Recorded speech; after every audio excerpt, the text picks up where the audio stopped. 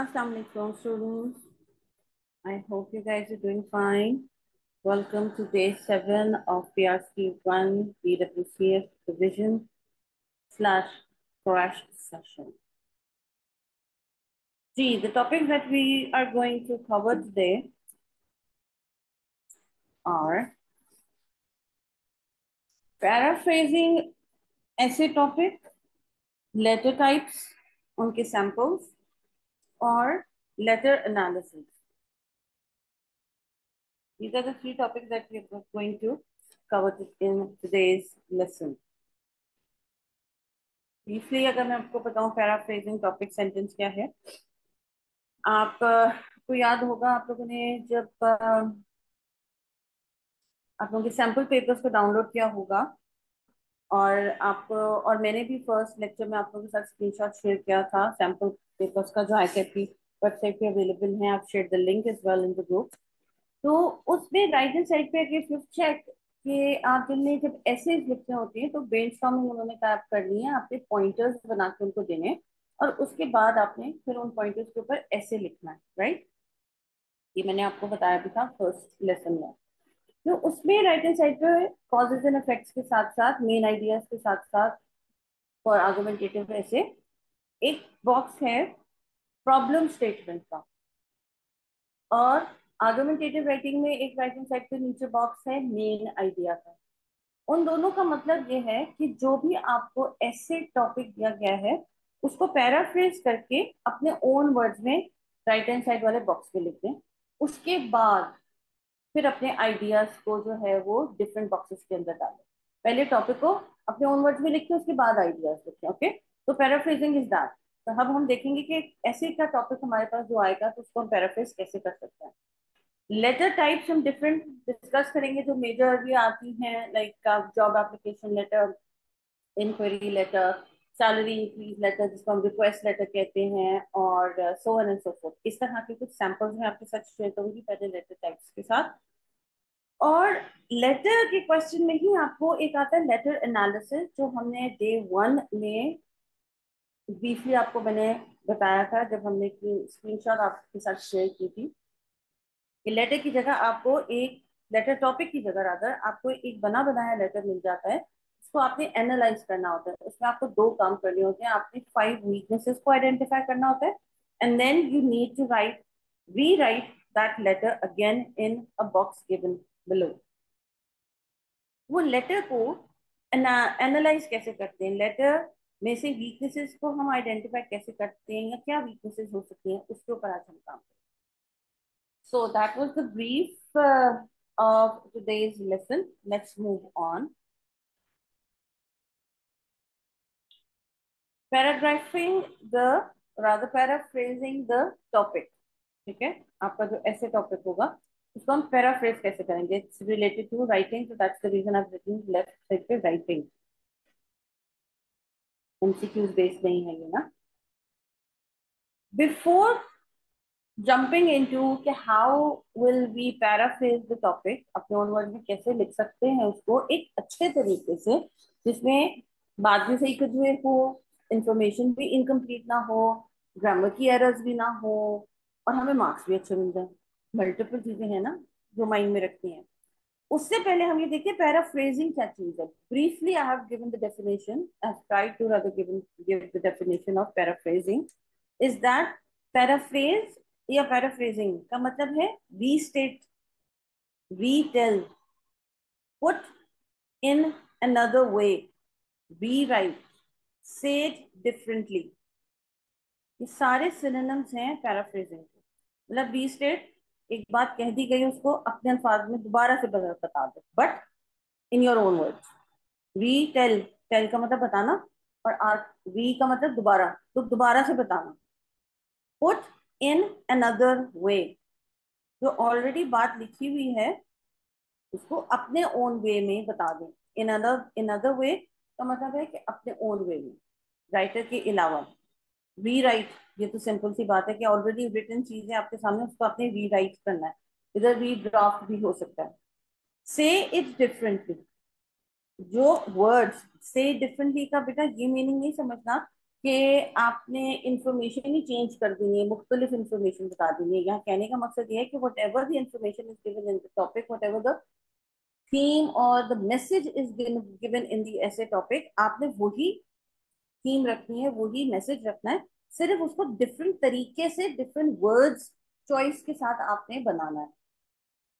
It can be shorter और longer than the actual topic, यानी कि नंबर ऑफ वर्ड्स आपके पैराफ्रेजिंग के, जब आप पैराफ्रेज कर रहे हो किसी टॉपिक को, तो आपके नंबर ऑफ वर्ड्स ज्यादा भी हो सकते हैं और कम भी हो सकते हैं। फॉर एग्जाम्पल, अगर आपका टॉपिक है, ऐसे का टॉपिक है 6 वर्ड्स का, तो आप जब उसको पैराफ्रेज कर रहे हो तो वो 6 वर्ड्स में भी पैराफ्रेज कर सकते हैं, 4 वर्ड्स 5 वर्ड्स में भी पैराफ्रेज कर सकते हो, 6 के बजाय 8 9 वर्ड्स में भी पैराफ्रेज कर सकते हो।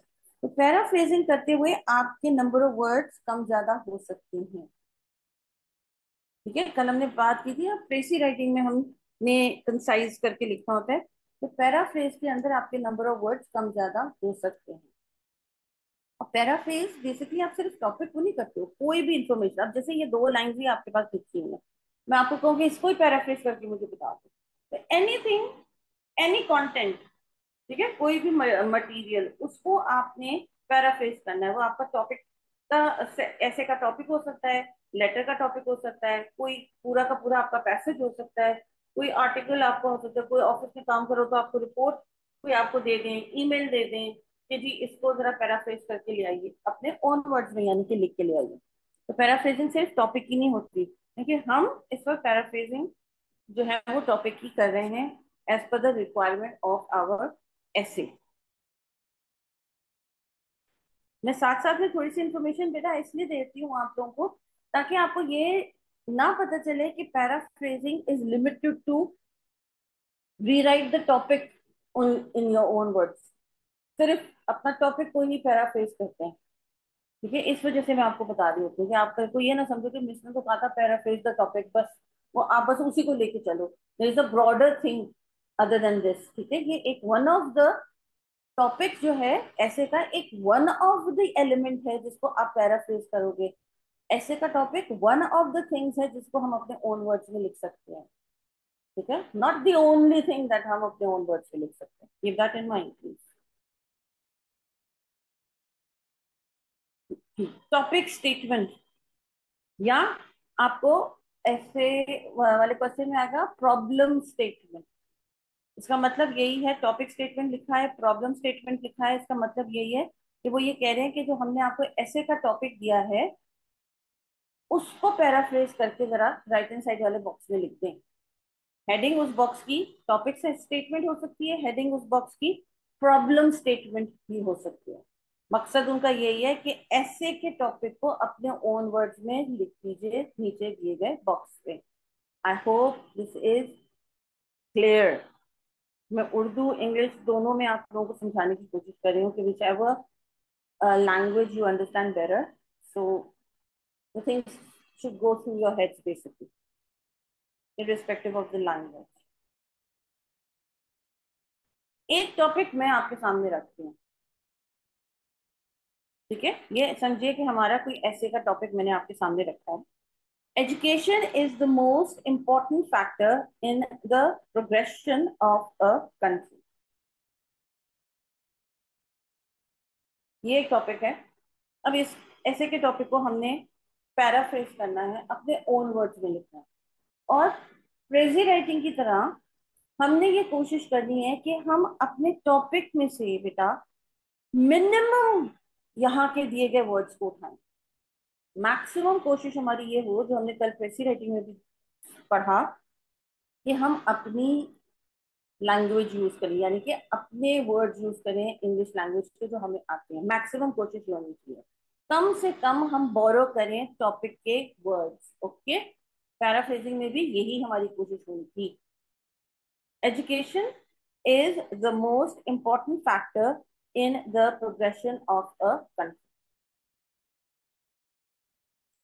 Do you agree or disagree? यानी कि ये आपका आर्गुमेंटेटिव राइटिंग है कि एक आपको इन्होंने टॉपिक दे दिया है, अब वो आपसे पूछ रहे हैं कि आप फेवर में लिखोगे इस टॉपिक के, कि do you feel like yes, education is the most important factor in the progression of a country, या आप इस टॉपिक के अगेंस्ट लिखेंगे? क्या आप कहोगे कि नहीं, एजुकेशन एज सच किसी मुल्क की तरक्की का सबसे अहम फैक्टर, सबसे अहम किरदार नहीं है, एक्सवाइजी चीजें ज्यादा इंपॉर्टेंट है एजुकेशन? हो सकता है आपकी सोच ऐसी हो। तो वट एवर योर सोच is, what ever you view point is, हमने अपने ओन वर्ड्स में इस ऐसे के टॉपिक को लिखना है। ठीक है, अब बात आती है कि हाउ टू रीफ्रेज और हाउ टू पैराफ्रेज। एक चीज मैं आपको यहाँ क्लियर कर दूं, प्लीज ये चीज गौर से सुनिएगा जो अब मैं बोलने वाली हूँ। एजुकेशन से लेकर कंट्री तक, एजुकेशन से लेकर कंट्री तक हमारा ये टॉपिक है ऐसे का, और हमने इसको ही पैराफ्रेज करना है, सिर्फ हमारी मर्जी नहीं डालनी है इसके अंदर। ठीक है, सिर्फ हमने एजुकेशन से लेकर कंट्री तक हमारा ये ऐसे का टॉपिक है, और जब भी हम पैराफ्रेज करेंगे तो सिर्फ टॉपिक को ही करेंगे। ये नहीं बताएंगे कि मैं अगेंस्ट हूं कि मैं फॉर में हूँ, फेवर में हूँ कि अगेंस्ट हूँ, मैं कॉज इफेक्ट के ऊपर लिखने वाला हूँ, नहीं। सिर्फ टॉपिक को आपने अपने ओन वर्ड्स में राइट हैंड साइड वाले साइड पर बॉक्स में लिख देना है, जिस बॉक्स की हेडिंग होगी या तो टॉपिक सेंटेंस या problem statement as far as cause and effect essay is concern. Argumentative essay के लिए बॉक्स की हेडिंग होगी मेन आइडिया। ठीक है, इस पार्ट को अगर रिवाइंड करके आप लोगों ने काइंडली सुनना हो दोबारा से क्लैरिटी के लिए, तो डू सो। ओके जी, अब क्वेश्चन ये है कि कैसे करें पैराफ्रेज। चलो देखते हैं कि इसको कैसे करें।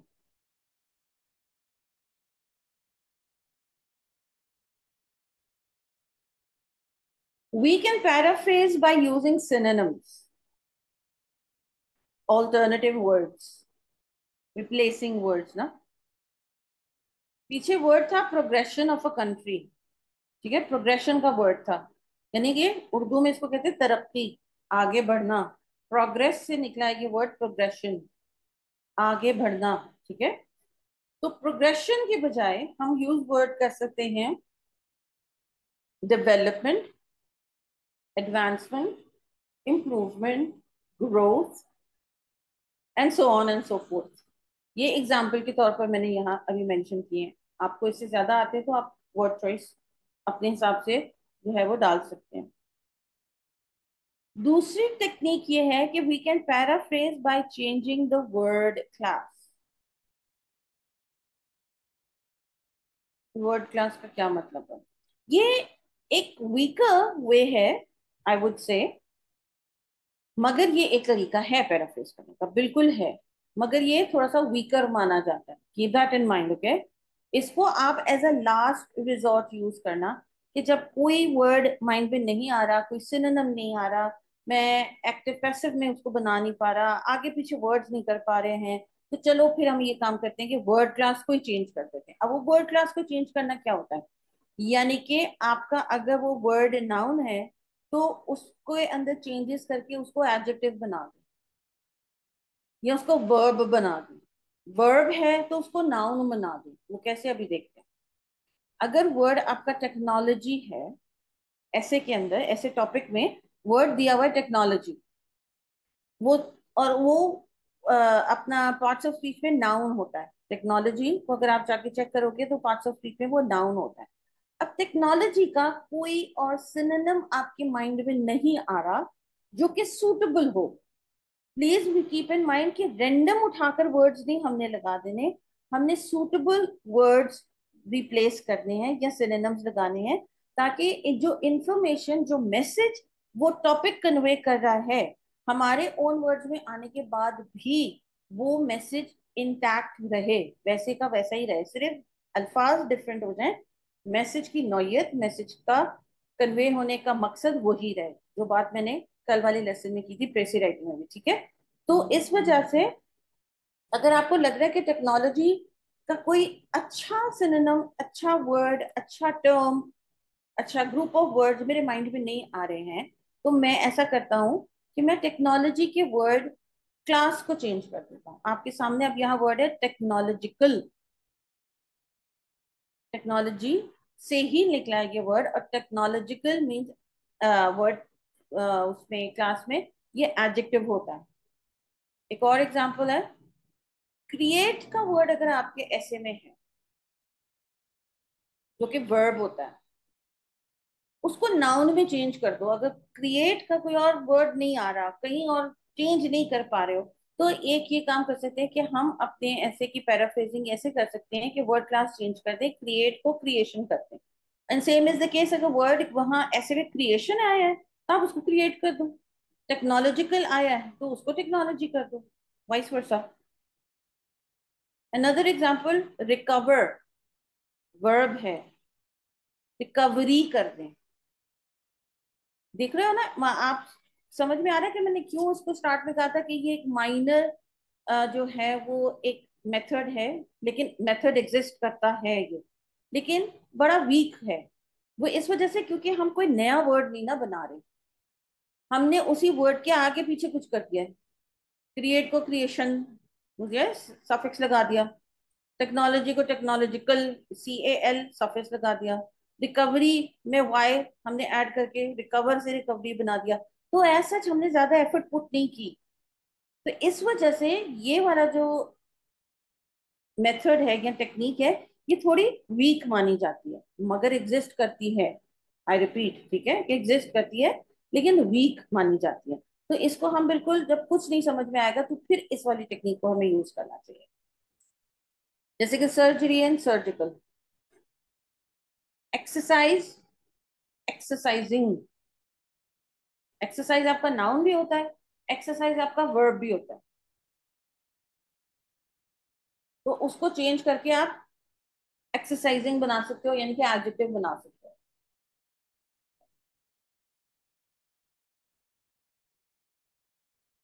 I hope you get the gist, right? Another way to paraphrase a topic or whatever you want to paraphrase, by replacing words and changing word order.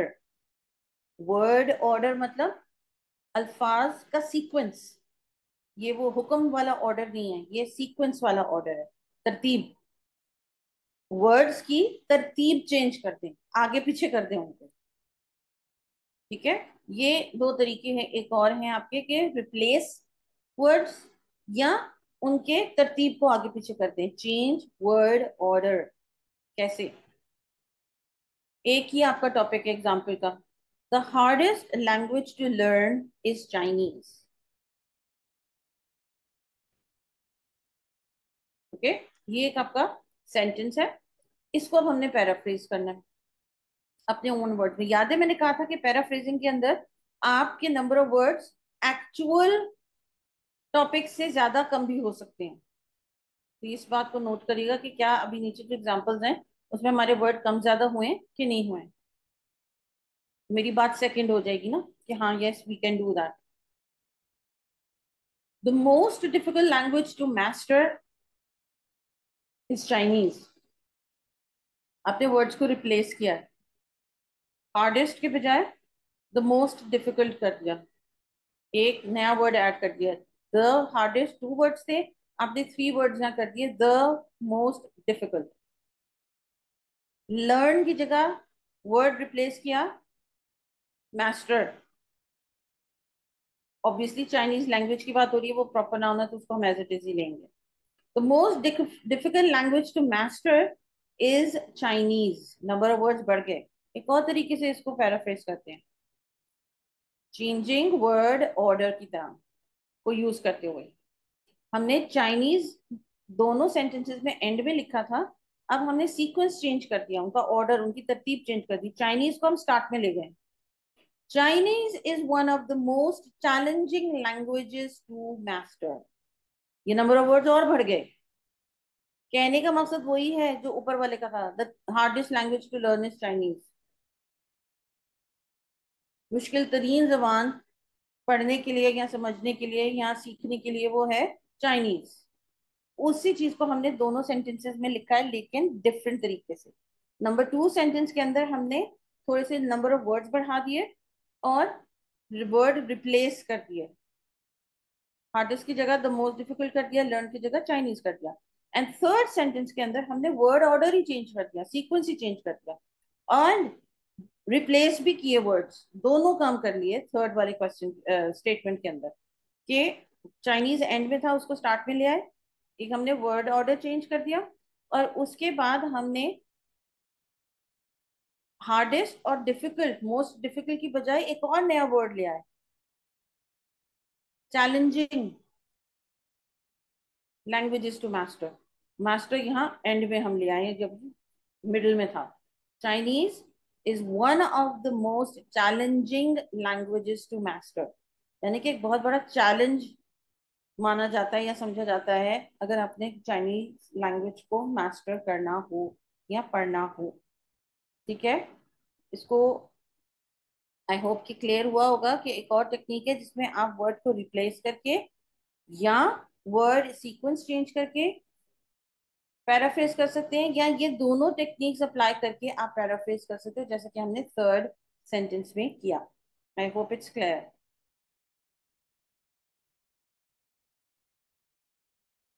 Change of word order and word choice.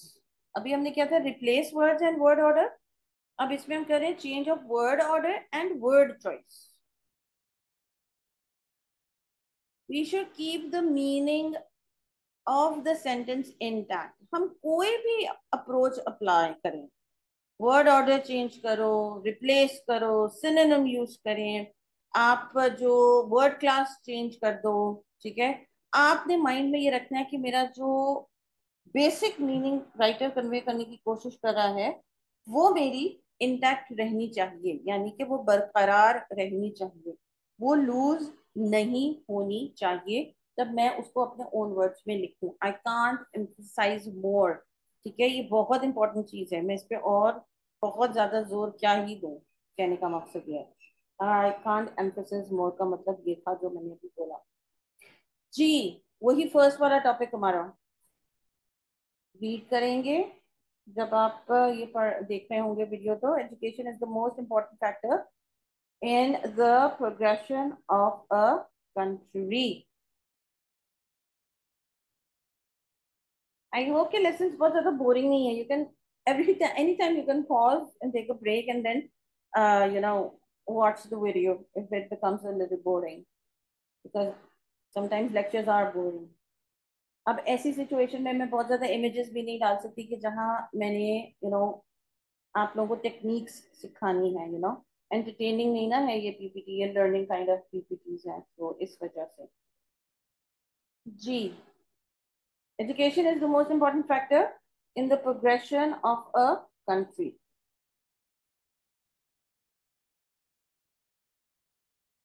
इसको और किस different तरीके से हम लिख सकते हैं?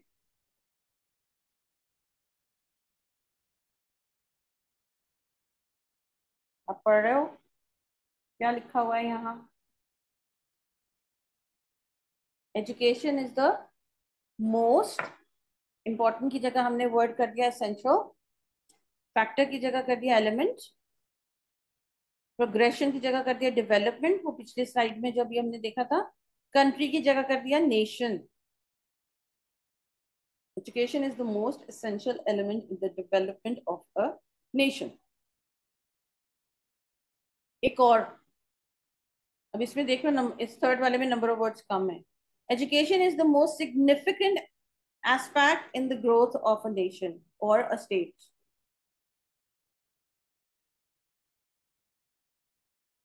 ठीक, एजुकेशन, अभी एजुकेशन हमने स्टार्ट में ही रखा हुआ है, अभी हमने वर्ड जो है वो ऑर्डर को अभी चेंज नहीं किया। Education is the most significant aspect in the growth of a state. इन तीनों सेंटेंसेस का मीनिंग सेम ही है, यानी कि ये जो ब्लू में है, मैंने जान के ये कलर कोऑर्डिनेशन इसलिए किया, आप समझो कि जो ब्लैक में है वो हमारे पास दिया हुआ हमें एक टॉपिक है ऐसे का, और जो ब्लू में हम कर रहे हैं वो हम पैराफ्रेज कर रहे हैं अपनी तरफ से। ठीक है, इस वजह से मैंने ये दो डिफरेंट कलर्स के अंदर इसको रखा हुआ है कि black is going to represent the essay topic given to us, and blues are going to be the paraphrasing that we are doing. Education is the most important factor, वही टॉपिक। अब इसको हम कैसे चेंज कर सकते हैं? The most significant element of a nation's development is education. अब हमने वर्ड ऑर्डर चेंज कर दिया। एजुकेशन स्टार्ट में था, हम एजुकेशन को एंड में ले आए। जो पिछली स्लाइड में मैंने आपको एग्जांपल दिया था वो ऑब्वियसली एक इसी तरह का एग्जांपल था, लेकिन ये जो फर्स्ट स्लाइड में मैंने ये टॉपिक शेयर किया था, तो मैं थर्ड स्लाइड में इस टॉपिक को आपके साथ दोबारा से शेयर कर रही हूँ ताकि हम बेसिकली इस टॉपिक की पैराफ्रेज करें। तो लास्ट स्लाइड थी वो तो हमारा प्रैक्टिस था, ये हमारा एक्चुअल काम है, आप समझो। The most significant element of a nation's development is education. यहाँ नेशन के साथ अपॉस्ट्रोफी एस लगा के हमने पोजेशन शो कर दी। किसकी डेवलपमेंट? नेशन की डेवलपमेंट।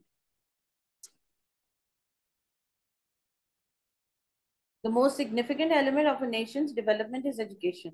अब इसकी जगह द मोस्ट सिग्निफिकेंट लगा लो, द मोस्ट एसेंशियल लगा लो, द मोस्ट वाइटल लगा लो। सिग्निफिकेंट की सिनोनिम्स आप आराम से यहाँ लगा सकते हो। एलिमेंट की जगह फैक्टर लगा लो। चलो फैक्टर तो यहाँ लिखा हुआ है, आप जो है वो एस्पेक्ट लगा सकते हैं, कैरेक्टरिस्टिक्स लगा सकते हो वर्ड, ठीक है। और एजुकेशन ऑब्वियसली ये एक वर्ड ऐसा है जो कॉमनली यूज हुआ है, तो हमने बाकी सारे वर्ड्स एज इट इज नहीं उठाए other than the word education.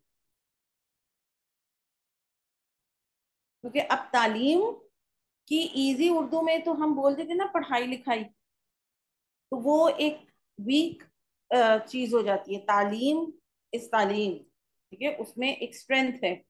तो पढ़ाई लिखाई जब हम बोलते हैं तो वो हमें लगता है कि हम बहुत एक वीकर टर्म यूज करें। लिखना पढ़ना शुरू कर दो, मतलब ये होता है कि तालीम हासिल करना शुरू कर दो। सो व्हेन वी से कि तालीम हासिल करना शुरू कर दो, तो उस जुमले के अंदर कितनी स्ट्रेंथ आ जाती है। और जब हम कहेंगे कुछ पढ़ लिख लिया करो, तो उस सेंटेंस में उतनी स्ट्रेंथ नहीं है, उतनी जिसको कहो ना पावर नहीं है।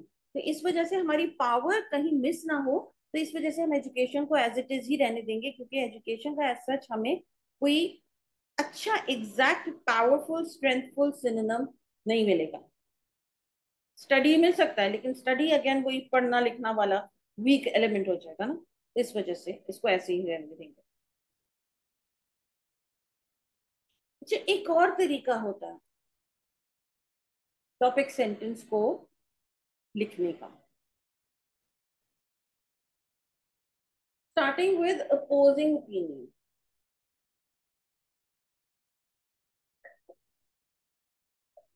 अच्छा, ये चीज जरा नोट कीजिएगा प्लीज, क्योंकि ये मैंने यहाँ स्लाइड में मेंशन नहीं की हुई, लिखी नहीं है, मैं आपको बता रही हूँ वर्बली, ओरली, ठीक है। माइंड में रखिएगा इस चीज को। ये वाली जो टेक्निक है, this technique you are not going to use for the boxes on the right hand side. This technique you can use when you are going to rewrite your topic in the introductory paragraph. Okay? ये वाली technique आपकी जो right hand side का वो box होगा ना, problem statement या topic statement का, कॉज एंड इफेक्ट का, या नीचे आपका मेन आइडिया के नाम से एक बॉक्स होगा जिसमें कहा जा रहा होगा कि आपका जो टॉपिक है उसको पैराफ्रेज करके लिख दो।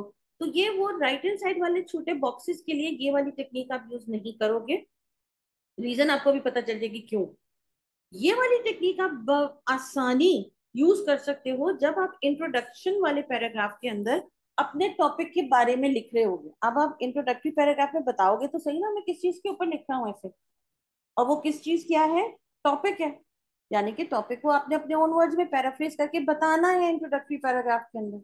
ये वाली technique you can use in your introductory paragraph जब आप अपने टॉपिक को, ऐसे के टॉपिक को रीराइट कर रहे होगी अपने ओन वर्ड्स में, रीडर को बताने के लिए कि जी ये टॉपिक है जिसके ऊपर मैं ऐसे लिखने वाला हूँ। ये पॉइंट अगर एक दफा में सुनने में क्लियर नहीं है तो please do pause it, rewind it and view it again. अच्छा, अब हम इस बात पे आते हैं कि मैंने ये क्यों कहा कि ये वाली टेक्निक जो है ऑल्दो पैराफ्रेजिंग की ही है, लेकिन आपने राइट हैंड साइड वाले बॉक्सेस में नहीं लिखी। आप सिर्फ इंट्रो में लिख सकते हो या इवन कंक्लूजन कंक्लूडिंग पैराग्राफ में भी लिख सकते हो, सिर्फ राइट साइड वाले बॉक्सेस में नहीं लिखती। क्यों? इसकी स्टार्टिंग से ही पता चल रहा है वैसे कि अपोजिंग ओपिनियन, ऑपोजिट ओपिनियन से आप पैराफ्रेजिंग स्टार्ट कर सकते हो। हमारा टॉपिक क्या था? Education is the most important factor in the progression of a country. मैं जान के एक ही टॉपिक को लेके सारी स्लाइड्स में चल रही हूँ, ताकि इजी रहे अंडरस्टैंड करना। हर दफा नया टॉपिक में इंट्रोड्यूस कराऊंगी तो टेक्निक्स या अप्रोचेस या मेथड समझना डिफिकल्ट हो जाएगा। ओके, तो आप ये नहीं कहना कि मिस के पास टॉपिक्स की कमी थी। ये हमारी कन्वीनियंस के पॉइंट ऑफ व्यू से कि स्टूडेंट्स को अच्छे तरीके से समझ में आए, तो that's the reason I am keeping one topic with me in every slide, the main topic. अब इस टॉपिक की पैराफ्रेजिंग करनी है, इस टॉपिक को अपने ओन वर्ड्स में लिखना है, लेकिन स्टार्ट हम करेंगे ऑपोजिट ओपिनियन से। यानी कि अगर हम समझते हैं कि हाँ, education is the most important factor in the growth of a country, हम मान रहे हैं इस चीज को, और हम पूरा ऐसे भी इसी के ऊपर लिखेंगे कि यस, एजुकेशन ये करती है, एजुकेशन वो करती है, एजुकेशन की वजह से ये तरक्की होती है मुल्क को, सारा ऐसे भी हम इसी के ऊपर लिखते हैं। लेकिन हम अपना इंट्रोडक्टरी पैराग्राफ ऑपोजिट से स्टार्ट करेंगे। हम इसकी पैराफ्रेजिंग ऑपोजिट स्टेटमेंट से स्टार्ट करेंगे। कैसे, वो देखो। Although many would argue the economy is the most essential element in nation building, I think education has a far greater impact. मैं एक आधे मिनट का पॉज आप लोगों को यहाँ देती हूँ कि इसको खुद से दोबारा पढ़ो, ब्लू वाले एरिया को। I'll give you a 30 seconds break. Read it out yourself.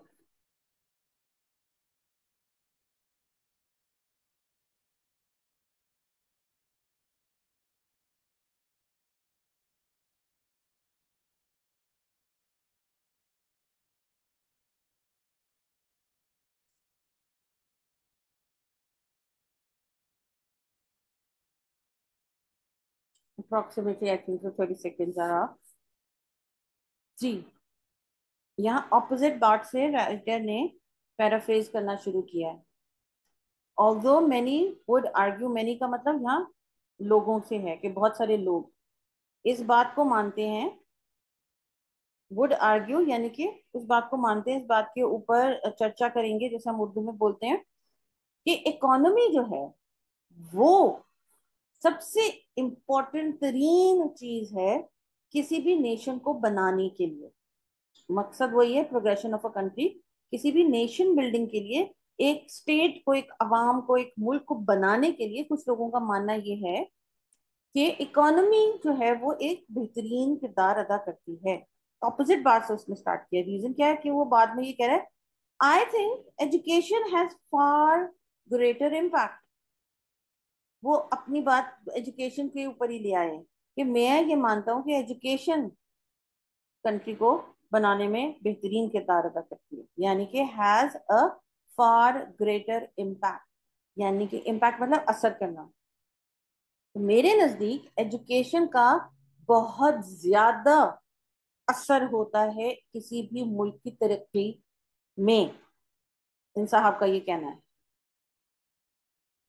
सीधा सीधा ये कह सकते थे, लेकिन उन्होंने एक नए टेक्निक से इस चीज को जो है वो पैराफ्रेज किया है कि पहले उन्होंने एक ऑपोजिट बात से स्टार्ट किया है और उसके बाद वो अपने मेन पॉइंट के ऊपर आए। ठीक है, अब आपको समझ में आया कि हम ये राइट हैंड साइड वाले बॉक्सेस में यूज क्यों नहीं कर सकते? क्योंकि ये ऑल्दो से लेकर नेशन बिल्डिंग तक हमारे टॉपिक में कुछ भी नहीं है लिखा हुआ इसके अंदर। कहाँ बात हुई हुई है इकोनॉमी की? कहाँ बात हुई हुई है लोगों की? नहीं हुई भी ना। तो इस वजह से ये वाला एलिमेंट, ये वाला पूरा पहला वाला हिस्सा हम टॉप अपना डाल ही नहीं सकते, क्योंकि हमारे ये टॉपिक में ही नहीं है। तो जब जो चीज टॉपिक में ही नहीं है, तो हम उसको राइट हैंड साइड वाले बॉक्स में कैसे डाल सकते हैं? ठीक है, इस वजह से हम ये चीज राइट हैंड बॉक्स वाला जो बॉक्स है प्रॉब्लम स्टेटमेंट का या मेन आइडिया का, उसमें नहीं डालेंगे। इस टेक्निक के थ्रू पैराफ्रेज नहीं करेंगे, लेकिन इस टेक्निक के थ्रू बाय ऑल मींस हम ये इंट्रोडक्टरी पैराग्राफ में या हम कंक्लूडिंग पैराग्राफ में इस टेक्निक को यूज कर सकते हैं। लेकिन कोशिश ये करना कि दोनों में ना करो कि इंट्रो में भी यही टेक्निक और कंक्लूजन में भी यही टेक्निक, वैरायटी नहीं आएगी। ठीक है, अगर ये कंक्लूडिंग पैराग्राफ में ये टेक्निक यूज करें तो इंट्रो में कोई और टेक्निक यूज कीजिएगा, ताकि वैरायटी रहे। आई होप कि पैराफ्रेजिंग काफी हद तक क्लियर हुई होगी आप लोगों को. Now moving on with our day 7, letter type samples and letter analysis. Briefly हमने जब चैप्टर नंबर 2 को रिवाइज किया था तो हमने फॉर्मेट को डिस्कस किया था.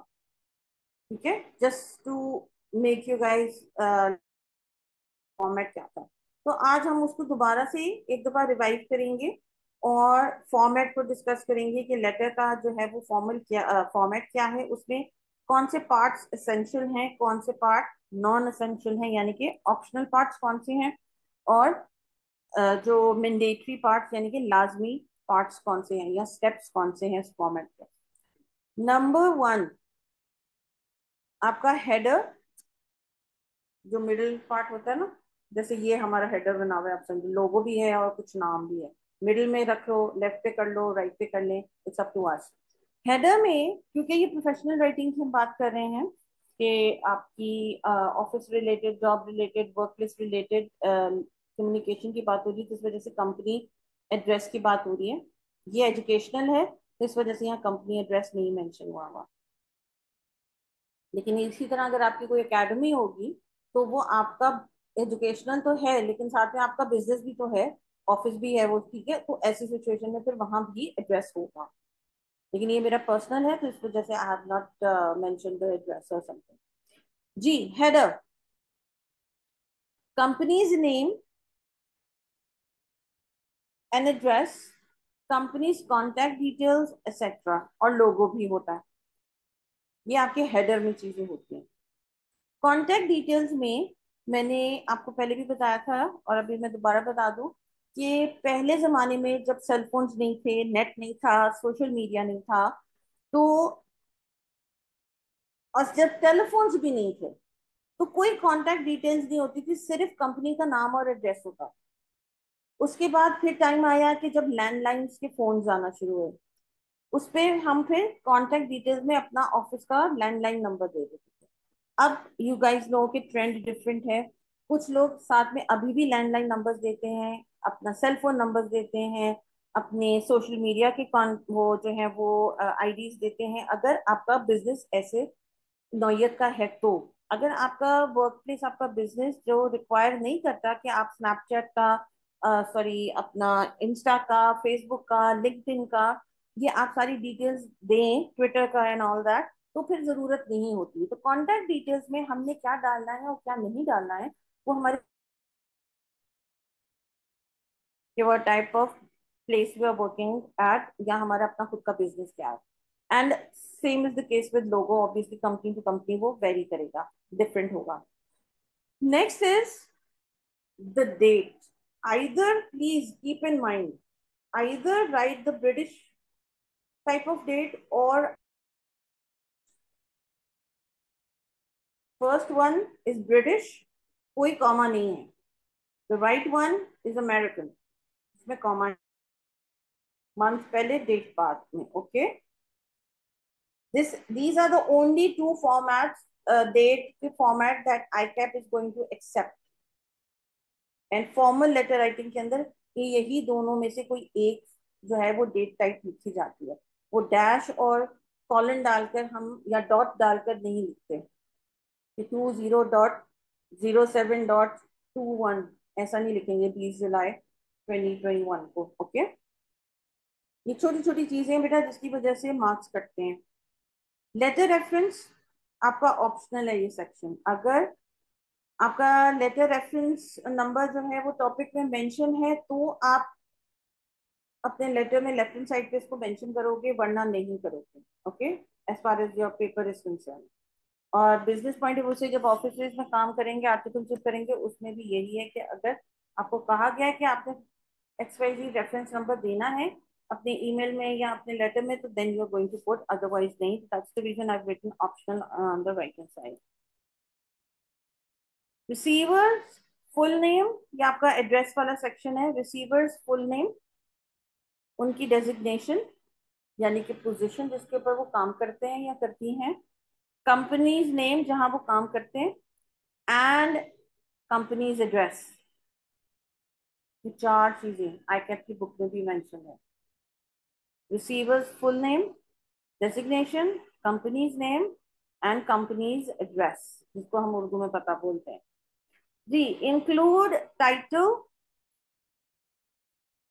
आप लिख सकते हो मिस्टर, मिस, या फिर मिस्टर अली खान और समथिंग लाइक दैट, ये आप लिख सकते हैं। Full name, designation, correct pronunciation, punctuation and capitalization. Please keep that in mind कि दो चीजें बच्चे बहुत इग्नोर करते हैं। जहाँ कॉमा डालना है वहाँ कॉमा नहीं डालेंगे, जहाँ फुल कॉमा नहीं डालना था उधर कहीं गलती से डल गया, कैपिटलाइजेशन नहीं हुई है। प्रॉपर नाउन्स की कैपिटलाइजेशन होगी बेटा। If I talk about Lahore, because I belong to Lahore, I live in Lahore, तो लाहौर का एक एरिया है गुलबर्ग, ठीक है। अगर मैं गुलबर्ग का वर्ड लिख रही हूँ अपने एड्रेस के अंदर, तो G is going to be capital. Lahore लिख रही हूँ तो L is going to be capital. Okay. अगर मैं कोई फॉर एग्जाम्पल लिख रही हूँ स्ट्रीट 13, तो स्ट्रीट का S is going to be capital. अगर मैं लिख रही हूँ फॉर एग्जाम्पल दाऊद रोड, मेरा घर या मेरा ऑफिस दाऊद रोड है कोई उसके ऊपर है, तो दाऊद का D is going to be capital, R road का R is going to be capital. Not सिर्फ दाऊद क्योंकि प्रॉपर नेम है, किसी इंसान का नाम भी हो सकता है, तो जी उसका डी हम कैपिटल कर दें, नहीं, Dawood road itself is a proper noun, तो R is going to be capital of the road. Okay, please keep that in mind. या आपका एक स्टार्ट में इंप्रेशन ही गलत ना पड़ जाए एग्जामिनर के ऊपर with these silly mistakes that I call. Then next is subject line. It identifies the subject immediately. Formal letter writing में हमने सिर्फ सब्जेक्ट लाइन लिखनी होती है। बाय चांस अगर आपको लेटर या ईमेल इस तरह की आ जाती है कि write a letter to your friend, write an email to your father, तो ऐसी सिचुएशन में जब इनफॉर्मल होगी का लेटर होगा कि अब्बू को खत लिखिए या कजन को खत लिखिए या फ्रेंड को खत लिखिए, तो ऐसी सिचुएशन में हम लेटर के अंदर सब्जेक्ट लाइन नहीं डालेंगे। Subject line is only for formal letter writing.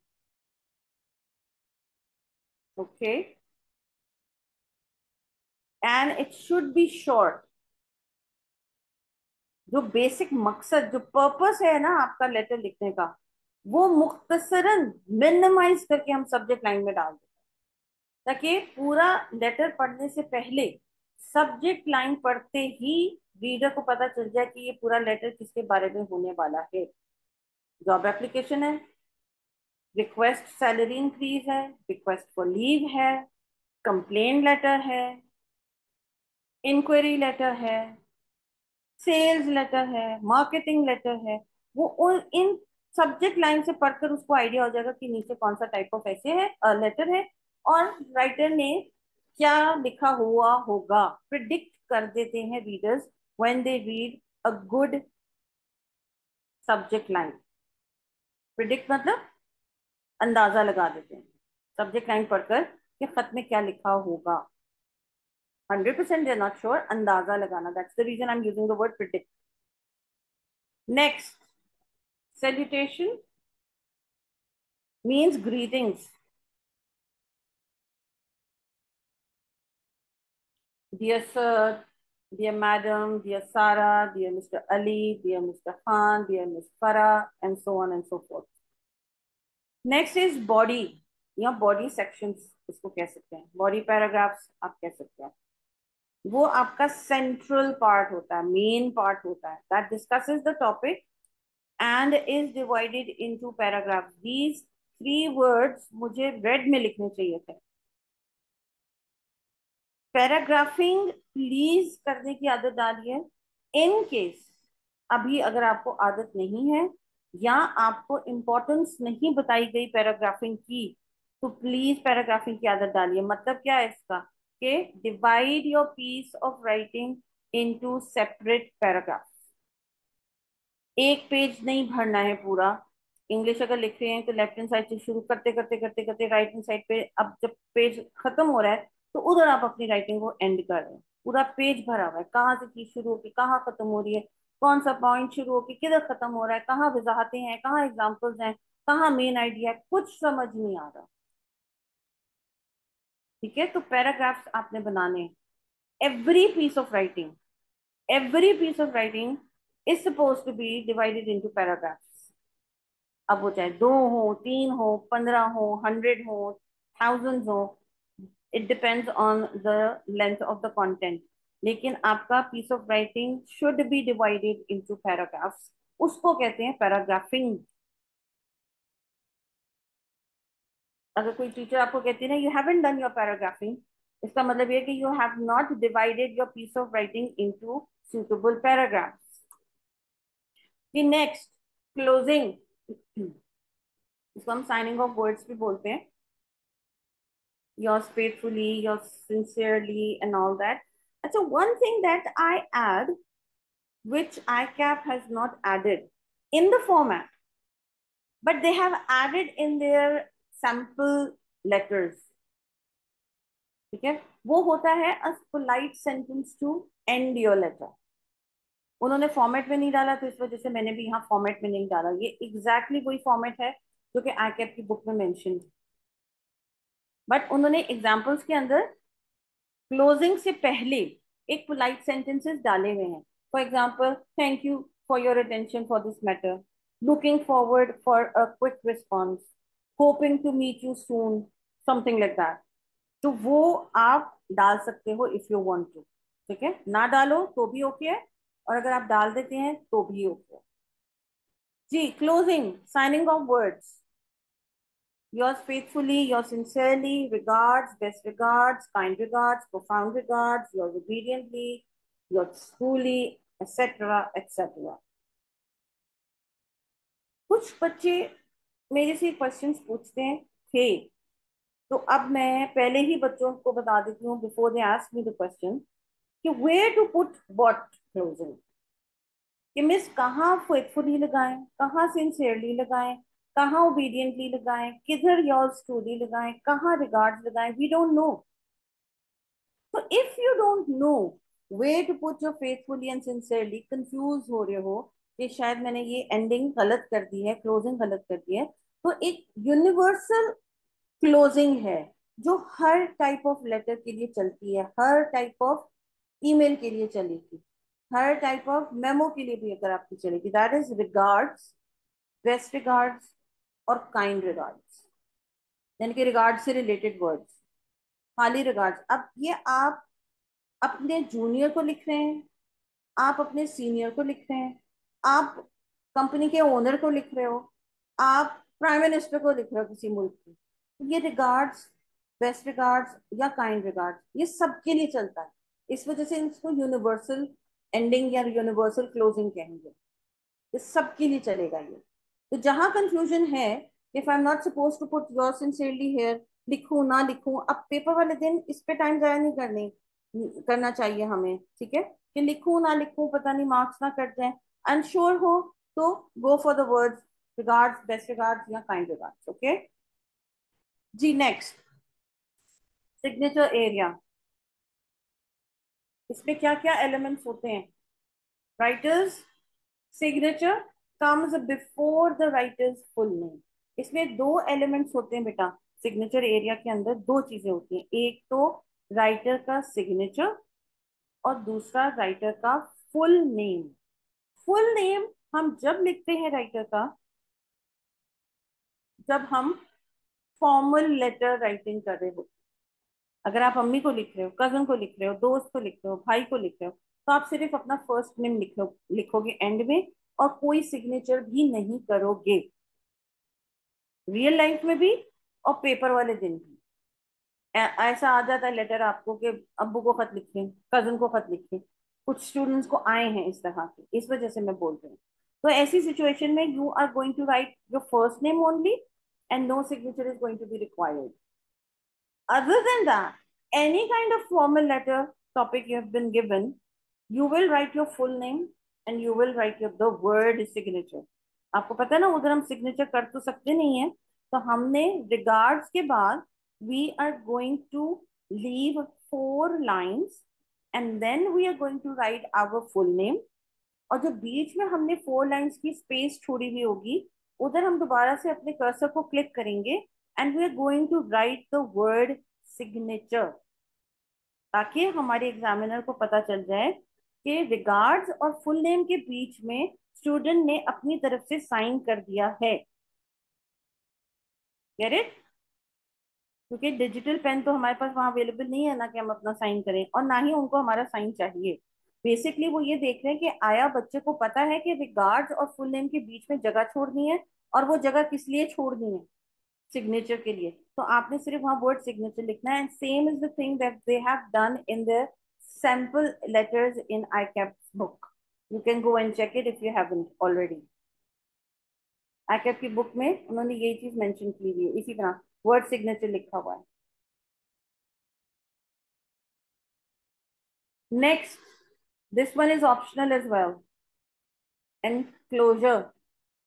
A brief list may include all the enclosed documents. अगर लेटर के साथ, हम उर्दू में ये टर्म बहुत बोलते हैं, इस फॉर्म के साथ ये लगा दीजिएगा, इस फॉर्म के साथ वो डॉक्यूमेंट्स लगा दें, इस फॉर्म के साथ आईडी कॉपी लगा दें। ये सुना होगा आपने, ये टर्म जो मैं बोल रही हूँ ना, आईडी की कॉपी लगा दें, बिल की कॉपी लगा दें, दिस वर्ड लगा दें, आपने सुना होगा definitely. What they are trying to say is enclose. With this letter or with this form, please enclose a copy of your ID. Or with this application, please enclose your matriculation certification. आप लोगों ने जब forms जमा कराते हैं हम लोग जब अपने बोर्ड के एग्जाम्स के लिए नॉल, तो इफ यू आर बिलो 18, तो आप अपने पेरेंट्स में से किसी का आईडी कार्ड की कॉपी जो है वो अटैच, वो एनक्लोज करते हो लेटर्स के साथ, अपने फॉर्म के साथ, है ना। फिर अपनी मैट्रिक पास कर लिया होता है तो मैट्रिक की आप सर्टिफिकेशन की कॉपी जो है वो एनक्लोज करते हो, तो वो साथ लगाना is basically known as enclosure.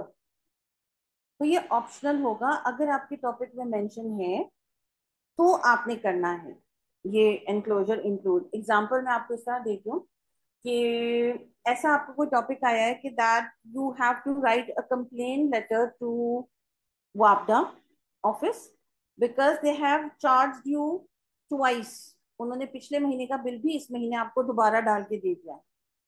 तो अब आपके पास कोई प्रूफ तो होगा कि पिछले महीने का बिल तो मैं दे चुका हूँ, मुझे क्यों इस दफा दोबारा लगा के दे दिया है वही एग्जैक्ट अमाउंट आप लोगों ने। हमारे पास पुराने बिल्स पड़े हुए होते हैं ना। तो अब आप क्या लिखोगे? लेटर ऑफ कंप्लेन लिखोगे, तो वो आपका लेटर ऑफ कंप्लेन तो हो जाएगा। लेकिन उस लेटर के अंदर आप मेंशन करोगे पैराग्राफ के अंदर कि as a proof I am enclosing a copy of my previous electricity bill. Clear? Paragraph के अंदर मेंशन किया कि जी इस खत के साथ में अपने पिछले बिजली के बिल की कॉपी भी साथ में लगा रहा हूं। ये आपने पैराग्राफ के अंदर मेंशन करना है। और उसके बाद नीचे जब आप अपना फुल नेम भी लिख लोगे, एंड कर दिया आपने अपना लेटर, उसके बाद लेफ्ट हैंड साइड पे आप वर्ड लिखोगे एनक्लोजर, और उसके आगे वो चीजें आप लिस्ट डाउन करोगे, वो डॉक्यूमेंट्स आप यहाँ लिखोगे जो आपने इस लेटर के साथ में देनी है, और जो डॉक्यूमेंट्स आप पैराग्राफ में मेंशन कर चुके हो कि मैं इस लेटर के साथ XYZ ABC 1 2 3 डॉक्यूमेंट्स दे रहा हूं। अगर एक डॉक्यूमेंट है वो एक लगा दो, एक को मेंशन कर दो कि I am just enclosing a copy of the previous electricity bill. तो यहाँ आपने एनक्लोजर के बाद क्या लिखना है? कॉपी ऑफ इलेक्ट्रिसिटी बिल, बस। और अगर साथ में आप बाय ऑल मीन जो वो आईडी कार्ड की कॉपी भी अगर आपने अंदर लिखा है कि मैं साथ में दूंगा, तो नंबर 2 के ऊपर आप लिख देंगे अ copy of national identification card. ठीक है? ये तब होगा एनक्लोजर। मैं इस स्लाइड को एंड करते हुए दोबारा से इस चीज के ऊपर फोकस करेंगे because it's important and at times it becomes confusing for students. फिर हम नेक्स्ट स्लाइड पे चलते हैं। एनक्लोजर बेटा ऑप्शनल है। टॉपिक में अगर है कि जी वापडा वालों को खत लिखिए, साथ में अपने पिछले बिल की कॉपी लगाइए, और आईडी कार्ड की भी कॉपी लगाइए, तो आपने एनक्लोजर करना है। और अगर सिंपल आपको उन्होंने कह दिया है कि जी वापडा वालों का आप एक कंप्लेंट लेटर लिख दीजिए, और उसमें मेंशन नहीं है कि एनक्लोजर करें कोई चीज, तो फिर आपने नहीं करनी, it's gonna be optional then. ठीक है।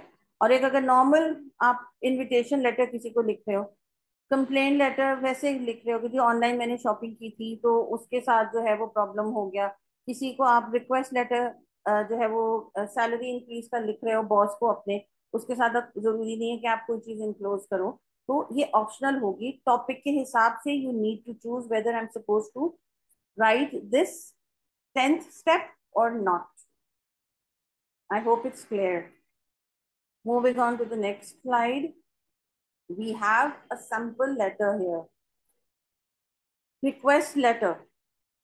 ये लेटर जो है वो सैलरी इंक्रीज के लिए किसी एम्प्लॉई ने अपने बॉस को लिखा है। जारी बात है, आप अपने बॉस को ही सैलरी इंक्रीज करने की रिक्वेस्ट करोगे, किसी जूनियर को नहीं करोगे। ठीक है।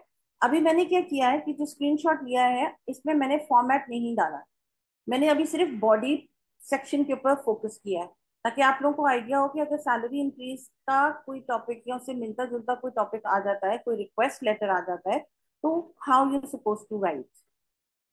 अच्छा, before moving on, before reading this letter, मुझे एक बात मेरे माइंड में आई कि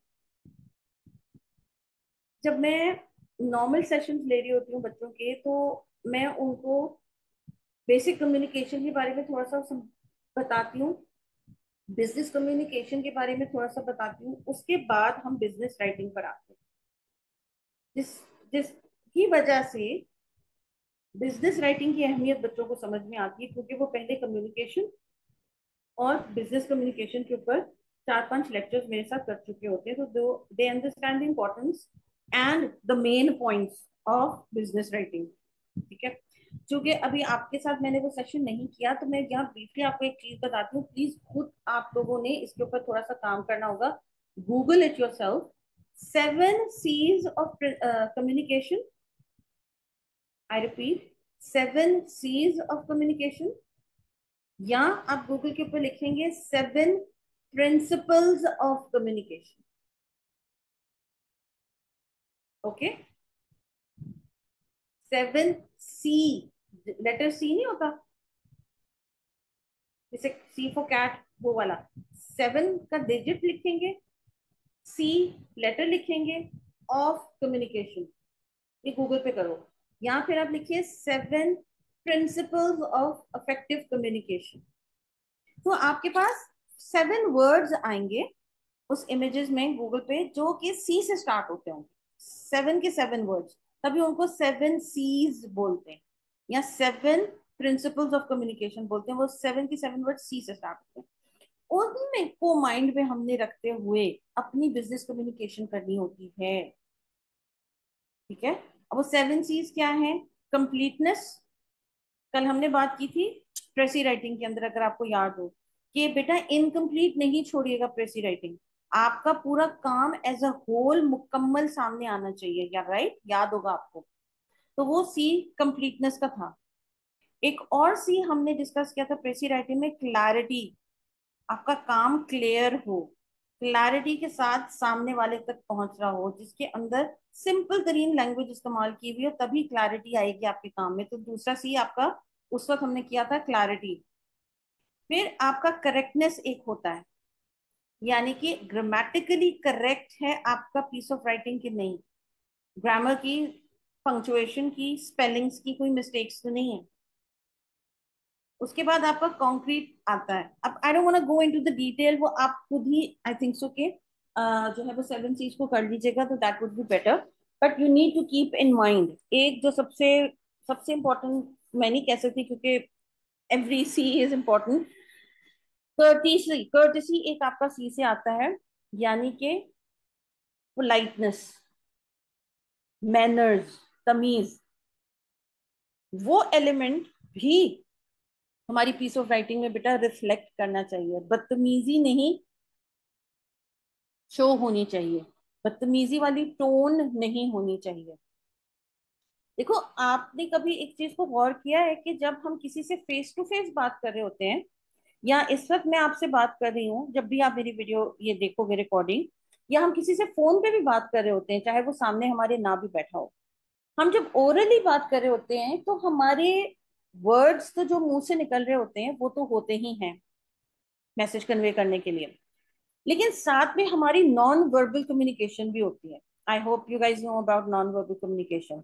हमारे बॉडी जेस्चर्स, हाथ हिलाना, आईब्रोज का ऊपर जाना, आंखें एकदम कोई शॉकिंग न्यूज सुनते हैं हमारी आंखें अजीब सी हो जाती हैं, वो चीज होगी। हमारी टोन, अभी जिस चीज के ऊपर मैं जैसे फोकस करके अगर कोई आपसे बात कर रही हूँ, तो जिस वर्ड पे मैंने क्या किया है, फोकस मैंने इस वर्ड पे किया है, तो हमारा फोकस, हमारी स्ट्रेस, हमारा आवाज का उतार चढ़ाव, ये सारी चीजें उस वक्त हमारी ओरल कम्युनिकेशन में हेल्प कर रही होती हैं हमारे मैसेज को सामने वाले तक पहुंचाने के लिए। हमारे सिर्फ अल्फाज ही नहीं जा रहे होते सामने वाले के कानों में, हमारा वो विजुअली हमारे नॉन वर्बल कम्युनिकेशन भी साथ दे रहे होते हैं हमारे उन वर्ड्स का जो हमारे मुंह से निकलकर सामने वाले के कान तक जा रहे होते हैं। लेकिन ये फैसिलिटी हमारे पास रिटन कम्युनिकेशन में नहीं है। रिटन कम्युनिकेशन में हमारे पास सिर्फ ये अल्फाज ही हैं जो हमारे सामने वाले की आंखों से दिमाग तक जाने हैं।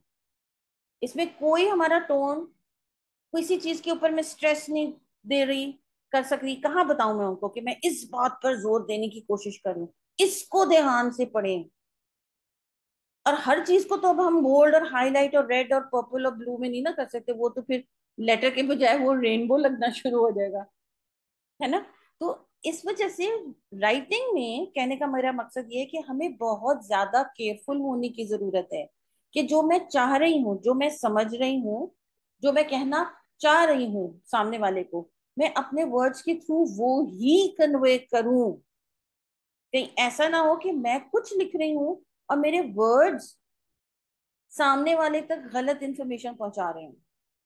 मैं रूड नहीं हूं अपने लेटर के अंदर, मैं सैलरी इंक्रीज की बात कर रही हूँ, मैं हक पर हूँ, मैं 5 साल से काम कर रही हूँ, मेरी प्लीज तनख्वाह बढ़ा दें। लेकिन मेरे वर्ड्स ऐसे हैं कि वो बदतमीजी का एलिमेंट लग रहे हैं मेरे बॉस को पढ़ने के बाद, तो वो तो बॉस को गुस्सा ही आ जाएगा, वो शायद मेरी सैलरी बढ़ाए ही ना, या मैंने अगर छुट्टी मांगी है तो शायद वो मुझे छुट्टी दे ही ना, क्योंकि मैंने यहाँ कहीं कर्टेसी नहीं दिखाई, पोलाइटनेस नहीं दिखाई, काइंडनेस नहीं दिखाई, रिस्पेक्ट या मैनर्स नहीं दिखाए, मैं कहीं यहाँ रूड हो गई अपने वर्ड्स के थ्रू। तो मेरी टोन जो थी वो कन्वे हुई मेरे बॉस को कि मैं तो बदतमीजी कर रही हूँ। अब जैसे हम कई दफा ऐसा लगेगा उनको कि मैं ऑर्डर कर रही हूँ, जैसे आप वर्ड यूज करो, I want an increase in my salary, ये अगर उर्दू में उसका तर्जुमा करो तो क्या निकलेगा, मैं चाहती हूँ मेरी तनख्वाह बढ़ा दी जाए। तो ये ऐसे तो लग रहा है कि आप ऑर्डर कर रहे हो, I want you to increase my salary, धमकी नहीं लग रही, क्योंकि रिटन कम्युनिकेशन में तो टोन है ही नहीं। चाहे मैं कितनी पोलाइटनेस से बोलने की कोशिश कर रही हूँ, but there is no tone in the writing, right. तो ऐसी सिचुएशन में आप वांट का यूज नहीं कर सकते। आई नीड इट, नीड का मतलब भी वही है कि मैं आपको ऑर्डर दे रही हूँ, करो इस काम को। You need to be polite with your words. तो वर्ड चॉइस बहुत ज्यादा इंपॉर्टेंट है आपकी पीस ऑफ राइटिंग में। तो इस वजह से प्लीज गो थ्रू दो 7 C's। ठीक है, element of courtesy, element of politeness आपके मैनरिज्म, आपके राइटिंग में रिफ्लेक्ट करना चाहिए, other than the completeness, the clarity, the concreteness, the correctness and so on and so forth. ठीक है, कर्टसी भी बहुत ज्यादा इंपॉर्टेंट है। ओके, काफी बातें होगी 7 C's के ऊपर। Coming back to the salary letter, इसमें बॉडी सेक्शन में हम पढ़ते हैं, I enjoy working here and appreciate the challenges that my position provides me every day. Though I am grateful for the professional opportunities the company offers me, I regret to tell you that my current salary does not meet my expectations. As you know, my salary hasn't changed since XYZ date. आप डाल सकते हो यहाँ. Therefore, the purpose of this letter is a request for a pay raise meeting. तो चाह रहे हैं कि आप मीटिंग कर रहे हैं उनके साथ और वो फिर डिस्कस करें, निगोशिएट करें पे सैलरी को सैलरी को बढ़ाने के लिए। At this meeting I'd be happy if we could review my performance level and discuss the salary issue. I strongly believe that my contribution justifies a raise in salary because the salary level should reflect or be in accordance with the industry averages, my current competitiveness and performance.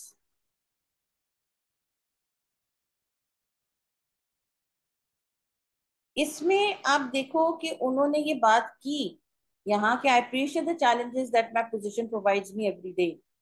वो ये कहने की कोशिश यहाँ कर गए बहुत तमीज के दायरे में कि अच्छा खासा काम लिया जाता है मुझसे, लेकिन उन्होंने यहाँ फिर नीचे बोला कि उसके अकॉर्डिंगली मुझे पे नहीं मिलती। लेकिन उन्होंने कोई तंज नहीं करा, यहाँ कोई चीज टॉन्ट नहीं लगी, यहाँ कोई चीज डिसरिस्पेक्टफुल नहीं लगी बॉस को, बल्कि बॉस भी सोचेगा बात तो ये ठीक कर रहे हैं, मीटिंग करके देखते हैं, इतने महीनों से या सालों से इनकी पे नहीं बढ़ी है तो लेट्स सी, एटलीस्ट वो ध्यान देंगे आपकी इस एप्लीकेशन को या रिक्वेस्ट ऑफ लेटर रिक्वेस्ट को। अगर हम ये रूडली बात करेंगे तो वो गुस्से में आके, तो आई डोंट नो कि फिर क्या कर सकते हैं वो, राइट। तो इसको एक दफा फिर पढ़ लीजिएगा, I am not going to go through it again. ये बॉडी मैटर्स मैंने जो है वो ज्यादा शेयर किए हैं अपने इस आज के लेक्चर में फॉर्मेट से ज्यादा, ठीक है। I need you guys to work on the format yourself, क्योंकि फर्स्ट जो हमारी लेटर की स्लाइड थी उसके ऊपर काफी हमने टाइम फॉर्मेट के ऊपर दिया है, इस वजह से मैंने ऊपर और नीचे जो है वो पेज को जाया नहीं किया कि मैं फॉर्मेट को यहाँ भी लिखती। ये फॉन्ट बहुत छोटा हो जाता है तो फिर विजुअली प्रॉब्लम होता है आप लोगों को। तो फॉर्मेट हम फर्स्ट स्लाइड पे कर चुके हैं काफी डिटेल में कि डेट होती है, सैल्यूटेशन होती है, सब्जेक्ट लाइन होती है and all that. You need to keep in mind कि what are the elements you are supposed to write in the format, ऊपर और नीचे, and what you are not supposed to write. Okay, specially the address, मैं दोबारा बोल रही हूँ, address के ऊपर और साइनिंग ऑफ करते वक्त यानी कि एंड करते वक्त वो आपने दोनों चीजों को माइंड में रखना है कि जो रिक्वायरमेंट है एड्रेस की वो आपने पूरी की है कि नहीं की है। Going forward with the next letter, एक और तरीके से सैलरी इंक्रीज का लेटर है। I have been working as, for example assistant manager, यहाँ आप अपनी पोजीशन बताओगे, for the past 3 years, perhaps यहाँ आप अपना टाइम डालोगे। At numerous occasions, I have proved my credibility and have worked hard at all instances. Though I've been getting an annual increment of XYZ amount, but that seems to be too less at the moment. इसमें उन्होंने बताया कि मैं इस company में कौन सी position पे काम कर रहा हूँ और जगह जगह टाइम बाय टाइम मैंने अपनी पोजीशन को जस्टिफाई किया है हार्ड वर्क से, और वो ये भी मान रहे हैं कि हाँ मुझे इंक्रीमेंट्स मिलते रहते हैं इस कंपनी के अंदर, लेकिन जितने मिलने चाहिए उतने इंक्रीमेंट नहीं मिलता। फॉर एग्जाम्पल अगर 5,000 तनख्वाह बढ़नी चाहिए तो मेरी 2,000 बढ़ा देते हैं, समथिंग लाइक दैट। वो अप्रिशिएट भी कर रहे हैं कि मेरा इंक्रीमेंट लगता है and thank you for that, लेकिन साथ में उन्होंने ये भी कहा कि वो कम लगता है। अब आगे फॉर मूव फॉरवर्ड करते हैं। For the past 4 months I am also taking care of the database design team and will continue to do so till a new increment takes over that position. In view of the above, I would request that a special increment of minimum dash amount may be granted to me. उन्होंने यहाँ ये बता दिया कि जो already मेरी duties हैं जिसके लिए मुझे रखा गया है वो तो मैं कर ही रहा हूँ अच्छे तरीके से, हार्ड वर्किंग की तरफ से, लेकिन आजकल 4 महीने से एडिशनल ड्यूटी मुझे दे दी गई है डेटाबेस डिजाइन टीम की। तो मैं ये चाहता हूँ कि एटलीस्ट उसका तो एक अमाउंट मुझे सर्व कर दिया जाए जो कि मैं एक्स्ट्रा ड्यूटी दे रहा हूँ। This act of yours will greatly help motivate me and also increase the morale of other team members who would like to work with greater zeal. Thanking you in anticipation. ये मैं बोल रही थी ना एक polite sentence to end your letter before regards, वो ये था छोटा सा एक। इसमें वो कह रहे हैं कि दिस एक्ट ऑफ काइंडनेस, यानी कि आप जो ये अगर मेरी बात मान लेते हैं तो मैं उससे मोटिवेटेड होऊंगा, मेरे मोरल्स भी बढ़ेंगे और बाकी टीम मेंबर्स के भी मोरल बढ़ेंगे हार्ड वर्क करने के लिए, टाइम ज्यादा देने के लिए, क्योंकि अगर हम भी टाइम ज्यादा देंगे तो शायद हमें भी उसकी पेमेंट कर दी जाए। अपनी बात आपने बेशक रखनी है कि what are your reasons that you are asking for an increase in salary. Perhaps 4 सालों से आपकी तनख्वाह नहीं बढ़ी, परहैप्स इकोनॉमी में, इस इकोनॉमी में आपका गुजारा नहीं हो रहा, परहैप्स आपकी रिस्पॉन्सिबिलिटीज बढ़ गई हैं, अम्मी अब्बू साथ रह रहे हैं आपके, आपकी शादी हो गई है, समथिंग लाइक दैट, बहन भाइयों की जिम्मेदारी आप पे आ गई है, वो आप रीजनिंग दे सकते हो। आप हार्ड वर्किंग कर रहे हो, ये जैसे इन्होंने यहाँ रीजन दी कि मैं एक एक्स्ट्रा साथ में काम कर रहा हूँ तो उसका मुझे अमाउंट दे दिया जाए। आप बाय ऑल मीन्स अपनी रीजनिंग सामने रख सकते हैं, एज लॉन्ग एज आप एलिमेंट ऑफ रिस्पेक्ट को भी साथ में रखो, एन एलिमेंट ऑफ पोलाइटनेस जो कि है कर्टसी। जी, another type of letter is letter to the newspaper editor। ये अक्सर आता है आईकैप के पेपर में।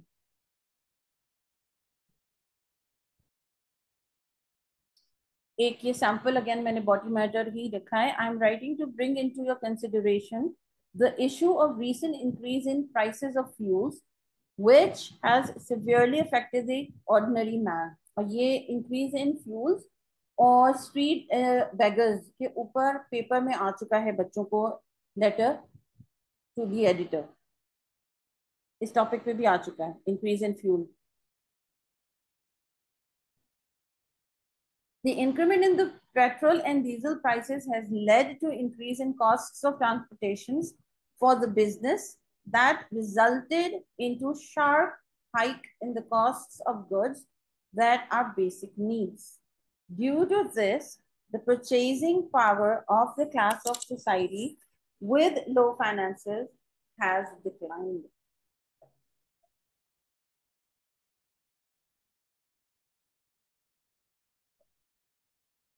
I believe that it is the responsibility of the government authorities to take necessary measures in controlling the persistent increase in prices and help the public in this matter to not receive the bad impacts of the price hike या price rise।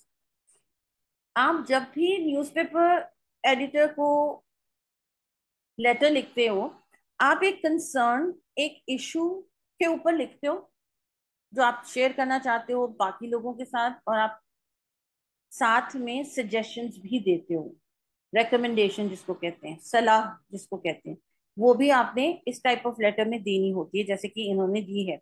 I urge you to bring this matter to the forefront and raise awareness among the citizens about this problem. We should work together to hold government accountable for the fuels price raises and demand immediate action from authorities in this regard। Okay, I hope कि ये समझ में आया होगा। Moving on, another example, again street begging का ही है जो कि आईकैप के पेपर में आया था, if I am not wrong 3 to 4 tests back. You need to write a letter to the editor and sharing that street begging has increased immensely। जो सड़क के ऊपर लोग बेगिंग करते हैं, भीख मांगते हैं, उनके ऊपर है ये topic. With the help of your esteemed newspaper, I want to draw the attention of common people and concerned authorities to the evil of street begging। ये एक कॉमन स्टार्ट है जो न्यूज़पेपर एडिटर के लिए हम स्टार्ट कर सकते हैं। It's a very commonly used starter. With the help of your esteemed newspaper. Esteemed newspaper मतलब बहुत माना हुआ, बहुत नामवर, बहुत फेमस, बहुत known। Beggars can be seen everywhere around us, whether it is a traffic signal, school, hospital, any government office or railway station. Beggars are making their day by looting the innocent citizens. Most of the beggars are professional. They follow the other people and even they reach their houses and demand for money. Moreover, a majority of beggars are healthy and can do a better work instead of begging. I 100% agree with this. What I call them is like very, anyhow, let it be. Some beggars are blind or are infected with some serious disease. Therefore, they have become a major factor of spreading diseases among the people. Not only that, उन्होंने ये concern share की है कि वो लोगों के पीछे पड़ जाते हैं, उनसे मांगते रहते हैं, तंग करते हैं, सर्दी गर्मी, छोटे बच्चों के साथ कोई है एंड ऑल दैट। एक और उन्होंने रीजन बताया कि ये अच्छी बात नहीं है बेगर्स का होना स्ट्रीट के ऊपर इतना ज्यादा, बिकॉज वो इन्फेक्शियस डिजीजेस के साथ होते हैं, कंटेजियस डिजीजेस होती हैं उनको, perhaps because they don't keep themselves clean, they are always on the street, मट्टी, dirt, गंद, सारा कुछ उनके साथ होता है, तो contagious diseases उनके साथ होती हैं। तो वो भी एक रीजन है कि वो एक से दूसरे तक आपको बीमारी पहुंच सकती है। contagious disease means that like cough and something like that, जो एक बंदे से दूसरे इंसान तक जा सकती है। एक और ये कंसर्न भी उन्होंने शेयर की है। other than that disturbing common man. Now the time has come for the government to check this social evil. First of all, अब अगेन आप देखो यहाँ सजेशन दे रहे हैं वो, इधर प्रॉब्लम को डिस्कस कर या उन्होंने कंसर्न शो की being a good citizen, and then in the end you have to give some kind of a suggestion, recommendation, remedy, कोई सलाह कुछ आपने देनी होती है।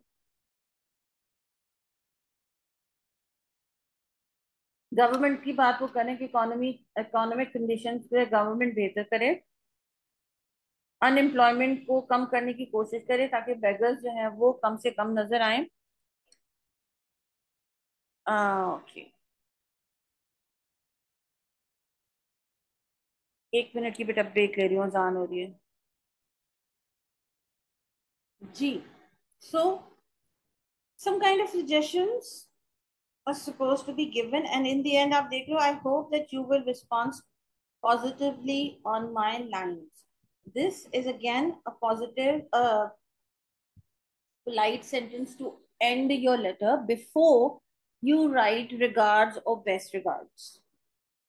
यूजुअली आप देखोगे कि लेटर्स के अंदर ये इस तरह का एक सेंटेंस अलग लिखा जाता है, इसको हम पैराग्राफ नहीं कहते, इसको हम कहते हैं polite sentence, just to end a letter.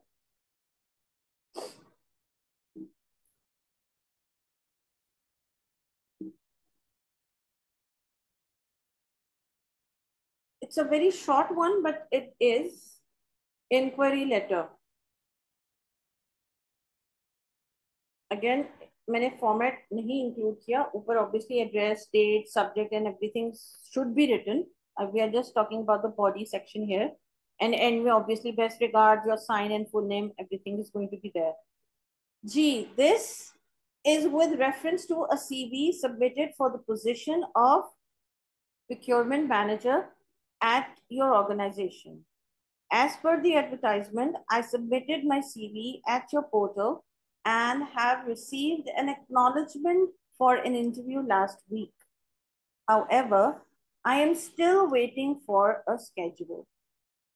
Since I am traveling next week for personal reasons, your response for an interview at earliest would be helpful. Hope to hear from you soon. अब यहाँ देख रहे हो आप, इधर भी again polite sentence to end your letter. ये inquiry letter ये है कि आप इंक्वायर कर रहे हो, इंफॉर्मेशन दे रहे हो, और उनको ये बता रहे हो कि मैंने आपकी जो है वो एक एडवर्टाइजमेंट देखा था, उसमें मैंने प्रोक्योरमेंट मैनेजर के लिए अप्लाई किया था। अब मैं आपसे इंफॉर्मेशन ये चाहता हूँ कि अभी तक मुझे इंटरव्यू कॉल नहीं आई है, मुझे ट्रैवलिंग पे पर्सनल रीजंस के लिए कहीं जाना है, तो काइंडली मुझे ये बता दें कि कब जल्द अज जल्द इंटरव्यू कंडक्ट किया जा सकता है। आप उनसे इंफॉर्मेशन ले रहे हो, ठीक है। Okay, your exam letter is not going to be this short. Keep that in mind. ये example letter है, हमने 150 words का letter लिखना है। Job application letter is also one of the common letter types that come in the test. I'm writing in response to your advert for the position of credit controller at your organization, published on February 10th, 20 XX. My CV comprising of complete qualifications, details and competences is enclosed for your reference. देखा? Is enclosed for your reference. वो enclosure की बात उन्होंने यहाँ की है कि मैं इस लेटर के साथ ये चीजें भी enclose कर रहा हूँ. My journey started with a local engineering firm, but over the years, my experience have broadened with work at diverse companies. My last assignment was a fixed term contract where I managed to reduce the company's outstanding trade receivables by over 80%, improving their short term liquidity. Not only that, I worked diligently with all the clientele and have the ability to adapt in challenging situations, yet another compromising on companies' profitability. Yet never compromising on companies' profitability. I believe that if considered for the position, I will be able to add value to the organization. I look forward to your consideration and hopeful to hear from you soon. किसी job के लिए उन्होंने apply किया होगा, mister Dawood को उन्होंने खत लिखा है और वो सारा कुछ में बता रहे हैं कि मैंने कौन से दिन पे अप्लाई किया था, आपका एक एडवर्टाइजमेंट देखा था जो है वो क्रेडिट कंट्रोलर के लिए, इस तारीख को मैंने जो है वो सबमिट किया था अपना रेज्यूमे या सीवी. एंड फिर उन्होंने अपनी accomplishments बताई हैं कि what has he done over the years, what experience has he gained. Okay, ताकि वो कंसिडर करें कि okay this person is wise enough. आप इसको जॉब एप्लीकेशन लेटर, इसको काइंड ऑफ कवर लेटर भी आप कह सकते हो, समवॉट बहुत मिलते जुलते होते हैं. जी मूविंग ऑन अगेन, इसमें आपकी वो होगी date and address and subject line definitely होगी क्योंकि फॉर्मल लेटर राइटिंग है. बेस्ट रिगार्ड्स या रिगार्ड्स यहाँ होंगे definitely. Then you going to sign it and you're going to write your full name because it's a formal letter, so you will be needing to write a full name. Okay. अच्छा, इस full name पे मुझे एक point याद आया because you guys can't ask questions, right? कि आप लोग जब ये वीडियो देख रहे होगे, रिकॉर्डिंग देख रहे होगे, तो उस वक्त अगर कोई माइंड में क्वेश्चन आए तो बाय ऑल मीन्स आप मुझे मैसेज करके पूछ सकते हैं कि मिस इस स्टेज के ऊपर आपने ये बात की थी, वो समझ नहीं आई है या समथिंग लाइक दैट. ठीक है, इस वक्त आप लाइव होते तो यू वुड हैव आस्क्ड.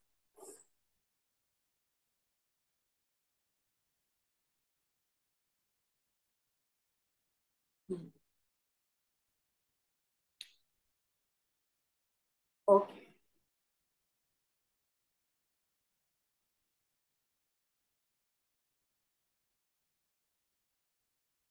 अच्छा जी.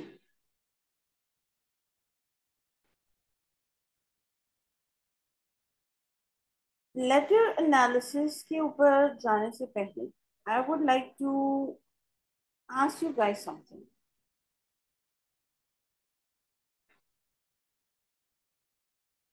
Yeah, as I was saying that before moving on to letter analysis, अभी ब्रीफली स्टार्ट में मैंने आपको बताया था कि लेटर आपको एक बना बनाया मिलेगा जैसे अभी इसका आपके सामने है, उसमें कुछ गलतियां होंगी. ये लेटर वाले क्वेश्चन में ही आपको आएगा. प्लीज ये चीज माइंड में रखिएगा जो मैं भी बोल रही हूँ, दोबारा से कंफ्यूज नहीं होना. ये दोनों चीजें नहीं आएंगी कि लेटर भी लिखें एक टॉपिक के ऊपर और लेटर एनालिसिस भी करें एक टॉपिक के ऊपर, या वो आपको एक सिंपल लेटर का टॉपिक दे देंगे, ईमेल का टॉपिक दे देंगे, मेमो का टॉपिक दे देंगे एक्सेट्रा. उसके ऊपर आप फ्रेशली स्टार्ट करके एक अपना लेटर या ईमेल या मेमो लिखते हैं. अगर उन्होंने ऐसा टॉपिक वाला क्वेश्चन नहीं दिया तो वो फिर आपको कुछ इस तरह का बना बनाया एक लेटर देंगे जिसकी स्टार्टिंग भी होगी, मिडिल भी होगा, सेलिब्रेशन भी होगी, एंडिंग भी होगी, लेकिन उसमें वीकनेसेस होंगी, गलतियां होंगी, कमजोरियां होंगी. हमने उन वीकनेसेस को आइडेंटिफाई करना है, असेस करना है, एनालाइज करना है. एक बॉक्स नीचे दिया हुआ होगा, उसमें 5 वीकनेसेस को लिखना है उस बॉक्स के नीचे एक और बॉक्स होगा जिसमें हमने इसी गलत लेटर को सही तरीके से रीराइट करना होगा, रीड्राफ्ट करना होगा। ओके, अब वो गलतियां क्या हो सकती हैं वो हम देखते हैं। अभी आपके सामने एक लेटर है और ये आपके आई कैप की सैंपल टेस्ट में से ही मैंने निकाला है। उन्होंने दिया हुआ है उसमें लेटर एनालिसिस वाले क्वेश्चन में कि अगर हम आपको इस तरह का एक लेटर दे देते हैं तो उसमें से 5 वीकनेसेस को आइडेंटिफाई कीजिए, लिखिए, और फिर इस लेटर को दोबारा से तरीके से बगैर किसी गलती के एक बॉक्स में लिख दें। ये इंस्ट्रक्शंस आपको ऊपर दी हुई हैं उस टेस्ट में, जो सैंपल टेस्ट है। अब मुझे आप बताएं कि क्या इसमें वीकनेसेस आपको नजर आ रही हैं, क्या गलतियां नजर आ रही हैं, कमजोरियां नजर आ रही हैं। उन पॉइंट्स को माइंड में रखना जो अभी मैंने इसी वजह से, इस लेटर की ही वजह से भी आपको वो 7 C's के ऊपर थोड़ा सा फोकस करवाया था।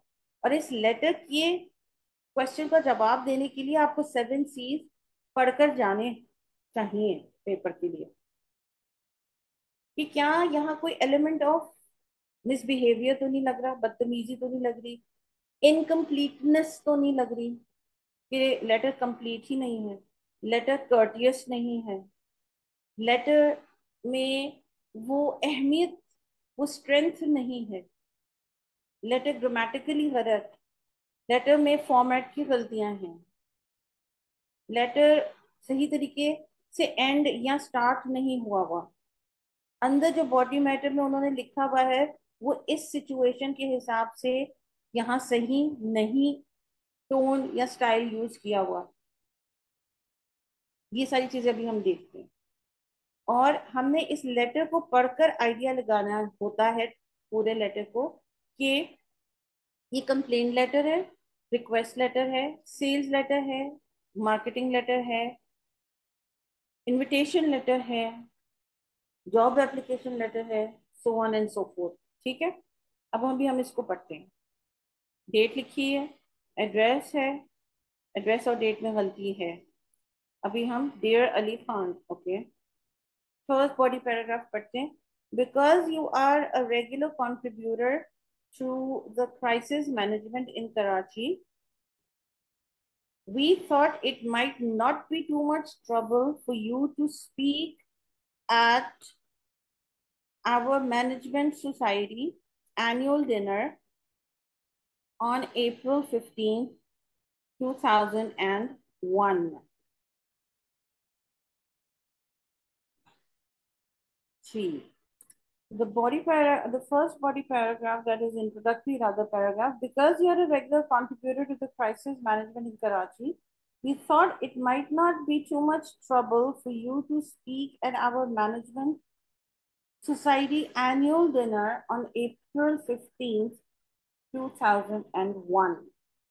ये आपका इंट्रो पैराग्राफ बनाया। अब इसमें बहुत सारे बच्चों ने आइडेंटिफाई कर ली होगी गलती, काफी, 2-3 गलतियां। एक तो लेटर कब लिख रहे हैं वो, 31 जनवरी 2021,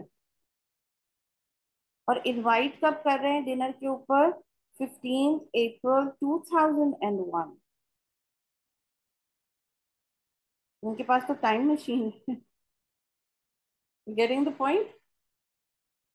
ठीक है। दूसरा, because is a conjunction, you can start a sentence with a conjunction. By all means, you can start a sentence with the word because, but you can't start your introductory paragraph with a conjunction. ये starter गलत है। Okay? Because you are a regular contributor to the crisis management in Karachi, we thought it might not be too much trouble for you to speak at our management society annual dinner on XYZ date. Some of us business students at Karachi, in Karachi. At Karachi university होता तो ठीक था, कराची के साथ इन लगेगा। Some of us business students, incorrect English.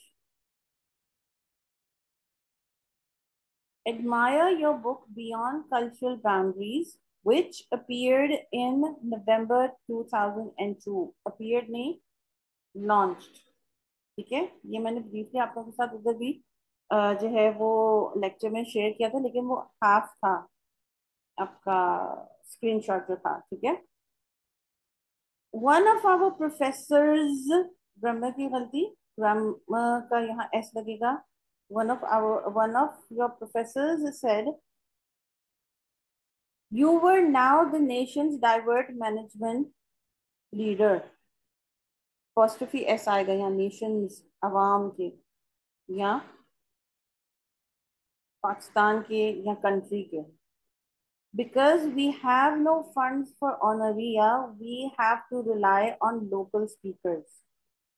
याद है, ये मैंने आपको पहले भी ये चीज कन्वे की थी कि आप कैसे उनको इनवाइट कर रहे हो। यदि हमारे पास पैसे नहीं है तो हम किसी और को तो बुला नहीं सकते, किसी महंगे स्पीकर को। हमने सोचा कि आप ही आ जाओ। ये इस तरीके से आप इनवाइट कर रहे हो, being impolite, being rude, and telling the other person that as such you are not worthy enough, but because we don't have money and we want a speaker to come on this event, so we thought to call you। as such आप में कोई खास बात नहीं है, just because हमारे पास पैसे नहीं थे तो इसलिए हमने सोचा कि हम आपको बुला लें। ये सारी नेगेटिव बातें इस सेंटेंस से कन्वे हो गई। It means you being rude, you are being impolite, you have no manners, and by you I mean the writer। The dinner usually begins at 8 with a social hour, followed by dinner at 9:30। Dinner 8 बजे भी शुरू होता है, dinner 9:30 बजे भी शुरू होता है, and the speaker from 9 until 9:30। इधर तक ही हमने एंड किया था उस दिन, ये बीच में नहीं था। Followed by the dinner at 9:30 and the speaker from 9 till 9:30। Grammar की mistake. And the speaker from क्या, स्पीकर क्या करेगा, स्पीकर स्पीच देगा ना। स्पीकर का टाइम शुरू होगा 9 से 9:30 बजे तक का टाइम आपको दिया जाएगा। And the speaker from 9 to 9:30। इधर वो बात करें कि डिनर 9:30 लगना है। अब अगर डिनर लगेगा तो वो 9 से 9:30 स्पीकर बेचारा अकेला तो नहीं ना बोल रहा होगा, बाकी सारे लोग तो खाना खा रहे होंगे। तो कंफ्यूजन, मिसअंडरस्टैंडिंग। इधर 8 बजे उनका कहने का मकसद है द इवेंट, द जो आपकी ओकेजन है that is going to start at 8 with a social hour, जिसमें बुक रीडिंग हो सकती है, कोई पोइट्री रीडिंग हो सकती है। सोशल आवर मीन जैसे हम सिंगर्स को बुला लेते हैं एंटरटेनिंग पॉइंट ऑफ व्यू से, तो वो सोशल आवर से यहाँ उनकी मुराद है। Okay, we can arrange transportation for you and your guest if you need. कौन सा गेस्ट, गेस्ट कहाँ से आ गया बीच में, गेस्ट की तो कोई बात ही नहीं की इन्होंने ऊपर, है ना। तो कौन से गेस्ट की वो बात करें। अब वो जो रीडर है, जो स्पीकर है, वो सोचेंगे मैंने गेस्ट लाना है, मुझे गेस्ट के साथ ही जाना है, मैं अकेले नहीं जा सकता। अगर मेरे पास कोई गेस्ट ना हुआ साथ में जाने के लिए तो क्या मैं नहीं जाऊंगा। What guest they are talking about, ambiguity create हो रही है, यानी कि वन ऑफ द सीज यहाँ क्लैरिटी नहीं है। आप इनवाइट तो कर रहे हो, लेकिन जिसको इनवाइट कर रहे हो उसको समझ ही नहीं आ रहा है आपके इनविटेशन, क्योंकि क्लियर नहीं है। We realize that you must be very busy, but we hope you will agree। This is a polite sentence to end your letter। ये सेक्शन वो है, लेकिन बहुत इमेच्योर लेटर है, इमेच्योर सेंटेंस है ये। प्रोफेशनल राइटिंग के अंदर इतना कमजोर, इतना वीक सेंटेंस नहीं होना चाहिए। We realize that you are very busy, बहुत वीक स्टार्ट है, but we hope you will agree. ठीक है, उसके बाद this no signature, yours truly Azam Bhatti. Okay, अच्छा अब हम डेट के ऊपर आते हैं। डेट पे आप लोग को पता है कि मैंने आपको कहा था हाइफन डॉट और डैश नहीं आप डाल सकते हो। तो यहाँ आपने सीधा सीधा 31 जनवरी 2021 पूरा लिखना है। Dawood centre Karachi, incomplete address, there is no name of the person. आप जिनको इनवाइट कर रहे हो आपको उनका नाम पता होगा, तभी आपको कहा गया है कि फलाने बंदे को फलाने जगह पे वो काम करते हैं, फलाने ट्रेनर है, उनको इनवाइट करें। तो you know the person name and you know the person name, right. Dear Ali Khan, तो यहाँ अली खान होना चाहिए। एड्रेस की पहली रिक्वायरमेंट के नाम होना चाहिए। एड्रेस की दूसरी रिक्वायरमेंट उस इंसान की डेजिग्नेशन आपको पता होनी चाहिए। तीसरा, जिस कंपनी में वो काम करते हैं या जिस कंपनी को वो ओन करते हैं, उनके बिजनेस का नाम या जिस कंपनी में वो काम करते हैं। तीसरे नंबर पर आपका पता आता है, और चौथे नंबर पर आपका पता आता है। अब ये दाऊद सेंटर कराची में एग्जिस्ट तो करता है, लेकिन अगर आप ये खत जो है कुरियर के थ्रू भेज रहे हो, कॉमन सेंस यूज करना इस वक्त जो मैं बात करने वाली हूँ। अगर आप ये कुरियर के थ्रू लेटर भेज रहे हो, तो जो कुरियर का डिलीवरी गाय है वो जाके दाऊद सेंटर, एक बिल्डिंग है ठीक है, दाऊद सेंटर पे नीचे खड़ा होकर क्या करे, पूरी बिल्डिंग में वो मिस्टर अली को ढूंढे, क्योंकि और तो कोई चीज मेंशन ही नहीं है।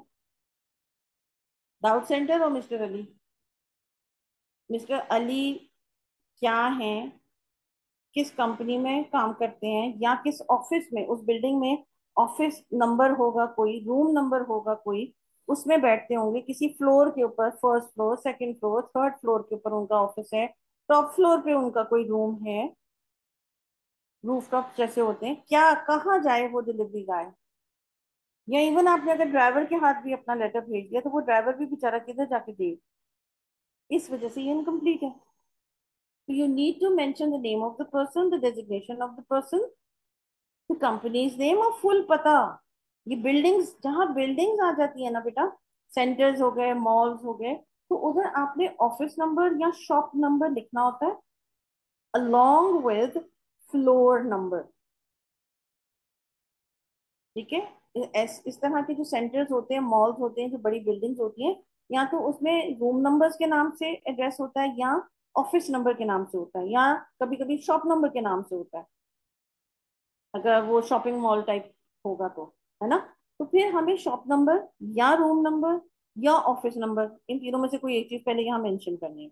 उसके बाद वो ऑफिस या वो शॉप या वो रूम कौन से फ्लोर पर है, बेसमेंट पे है, ग्राउंड फ्लोर पे है, फर्स्ट पे, सेकंड, वगैरह वगैरह, वो फ्लोर मेंशन करोगे।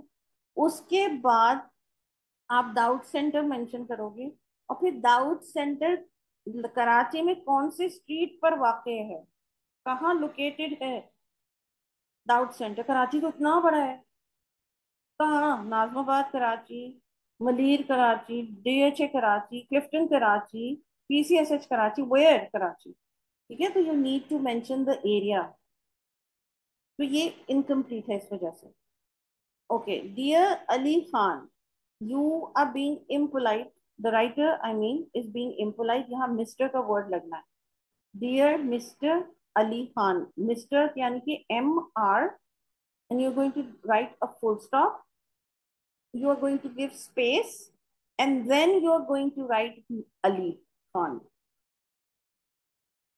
Dear space MR full stop, leave a space, then Ali Khan, क्योंकि MR के बाद आपको एक फुल स्टॉप डालना होता है, क्योंकि आप शॉर्ट फॉर्म लिख रहे हो, जब आप किसी चीज का शॉर्ट फॉर्म लिखते हो तो आपको एक डॉट डालना होता है।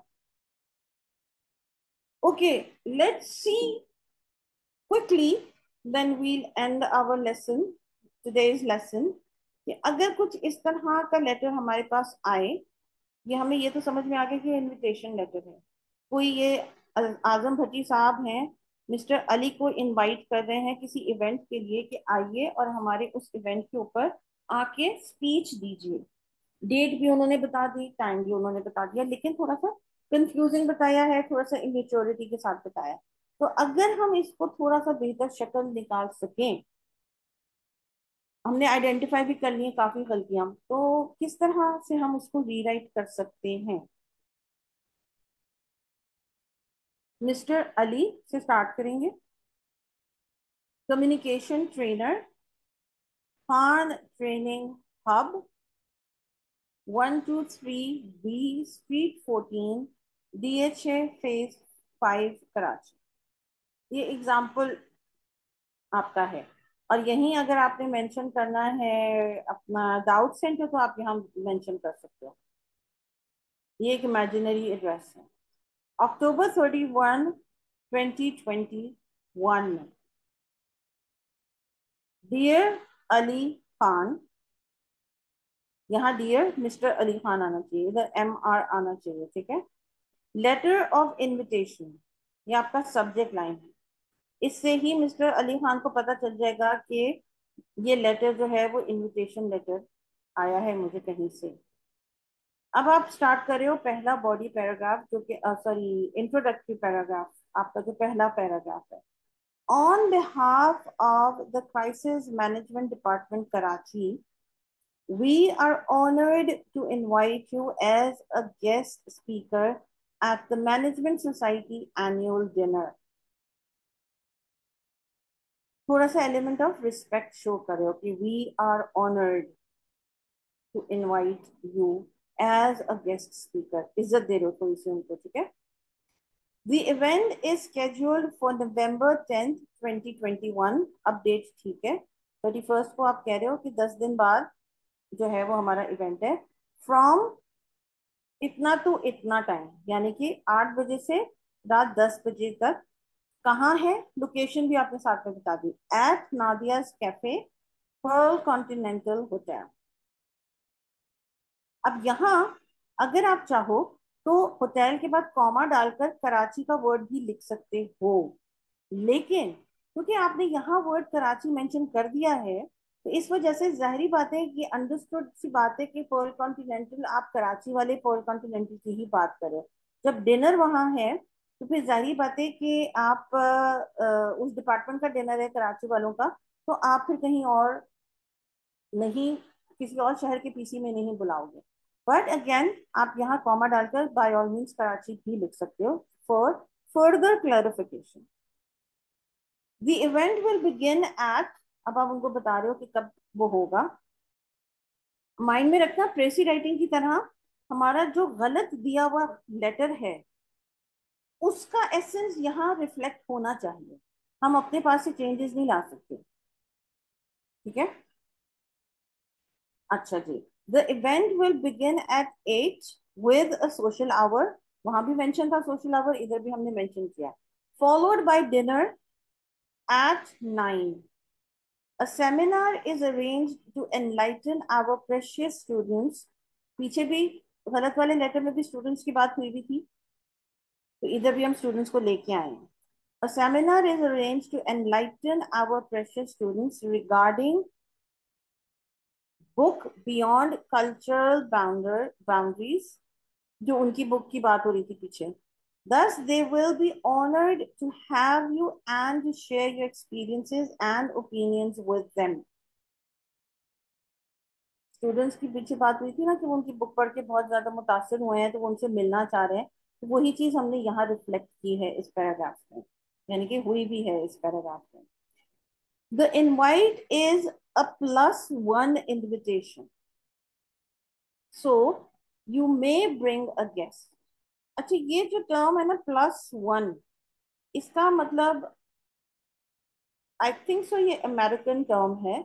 इसका मतलब ये होता है कि आपको हम इनवाइट कर रहे हैं and you can bring one guest along, अपने साथ, खुद तो आ ही रहे हो ना आप, अपने साथ एक और इंसान को ला सकते हो, +1। कभी कभी सिचुएशन में कहते हैं आप तो आ ही जाए, 2 लोगों को आप साथ में ला सकते हो, किसी भी 2 लोगों को, तो यहाँ ऐसे में लिख देंगे +2, ठीक है। बट इनको यहाँ कहा हुआ है कि the invite is a +1 invitation, so you may bring a guest. उनको चॉइस दे दिए कि +1 है, अगर आप अपने साथ किसी को लाना चाहते हो तो बाय ऑल मीन्स ले आओ। Transportation will be provided for you and your guest if any. We hope you accept our invitation, वो कह रहे हैं कि नॉर्मल से एक कर्टेसी का उन्होंने सेंटेंस लिखा है, please feel free to call XYZ number for further correspondence. यहाँ आपने एक नंबर भी उनको प्रोवाइड कर दिया है कि मजीद अगर उन्होंने कोई इंफॉर्मेशन लेनी है इस इनविटेशन के बारे में, इवेंट के बारे में, लोकेशन के बारे में, टाइम के बारे में, या किसी भी चीज के बारे में, तो वो इस फोन पर राब्ता कर सकते हैं। Looking forward to receiving a positive response. इधर हमने कोई बात नहीं की कि जी हमें पता है कि आप बहुत मसरूफ हैं, और ऊपर तो बेचारों की बुराई कर दी थी अंदर उन्होंने कि जी हम पैसा अफोर्ड नहीं कर सकते तो इस वजह से आपको बुला रहे हैं ऑल दैट। और यहाँ नीचे जाते जाते पिछले वाले खत में लिख दिया कि जी हमें पता है कि आप बड़े बिजी हैं, तो but we think that you will agree. तो इंस्टेड ऑफ डूइंग दैट, आप एक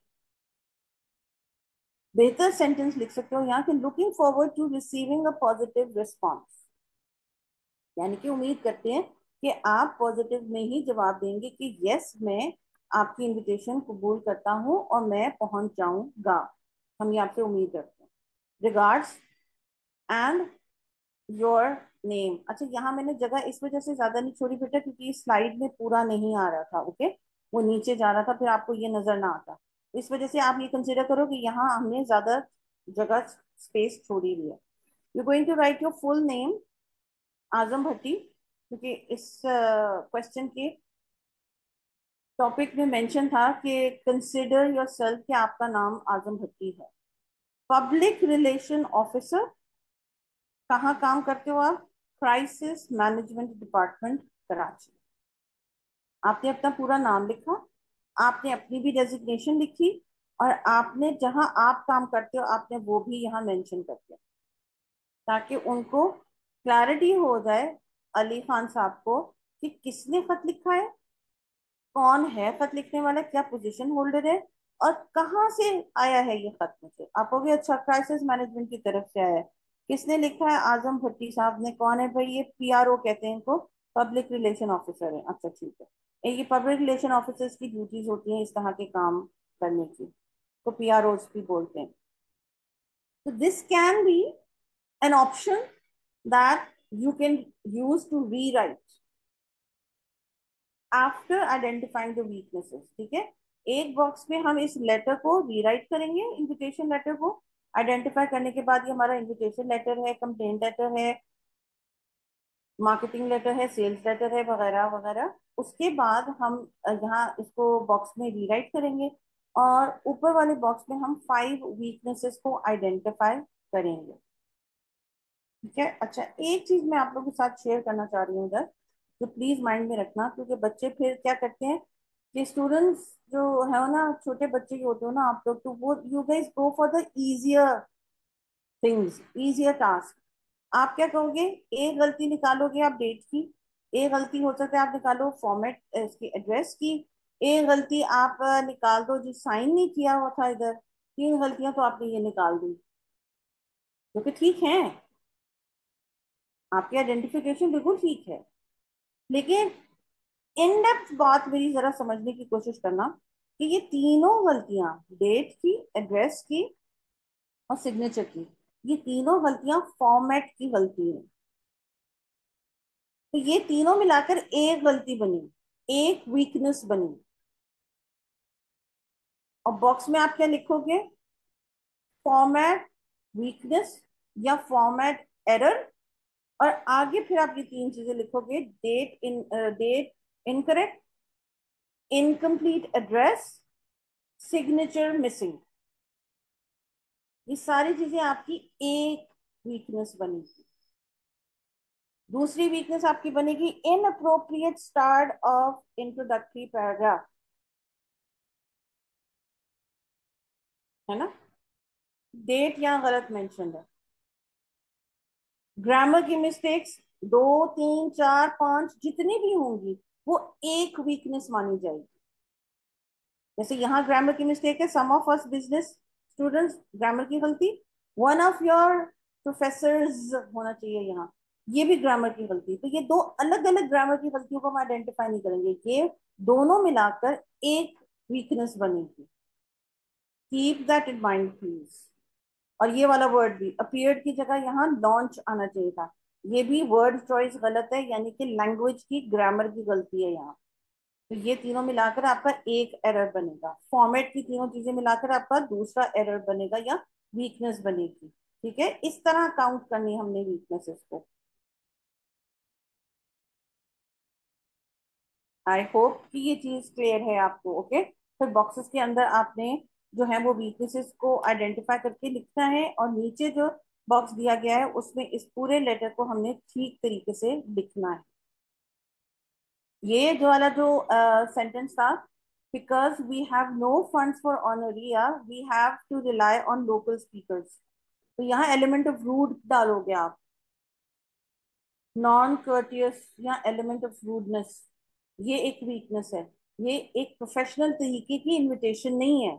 ऐसे लग रहा है कि जान छुड़ाने के लिए आप किसी को इनवाइट कर रहे हो, तो वो चीज हाईलाइट करो आप कि ये inappropriate way to invite या impolite way to invite someone. ठीक है, इस तरह की हमने बड़ी बड़ी आइडेंटिफिकेशंस करनी है ऑफ द वीकनेसेस। ठीक है, तो सिर्फ ग्रामर की एरर नहीं निकालनी, मैं दोबारा रिपीट कर रही हूँ। वो आपसे 5 वीकनेसेस मांग रहे हैं, कमजोरियां, कि जो इस लेटर में नजर आ रही है कि एक प्रोफेशनल लेटर नहीं लग रहा, ऐसे लग रहा है किसी बच्चे ने लिखा हुआ है जान छुड़ाने के लिए, जल्दी में लिखा हुआ है। स्ट्रेंथ नहीं है इसके अंदर, प्रोफेशनलिज्म नहीं है इसके अंदर, वीकनेसेस काफी सारी हैं इंक्लूडिंग ग्रामर एरर्स। लेकिन सिर्फ ग्रामर एरर्स को हाईलाइट नहीं करना, कमजोरियों को हाईलाइट करना है। They are asking for 5 weaknesses. ठीक है, okay. So, having said that, we will end our lesson, today's lesson here, and hope to see you guys tomorrow on day 8. And we have 3 more days, 8, 9, and 10. अच्छा, कल most likely we will be doing the paragraph writing of cause and effect essay and argumentative essay.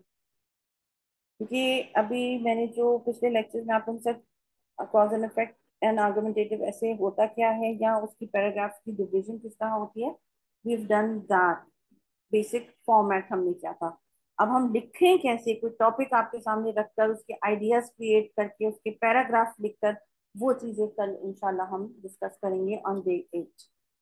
So you guys have the tips and ideas and techniques as to how you can come up with ideas and write a paragraph or start a paragraph जिसके अंदर हम transition words को भी, sign post words को भी इंशाल्लाह कल use करेंगे। चलो, till then see you guys tomorrow, until then take care of yourself. Allah Hafiz.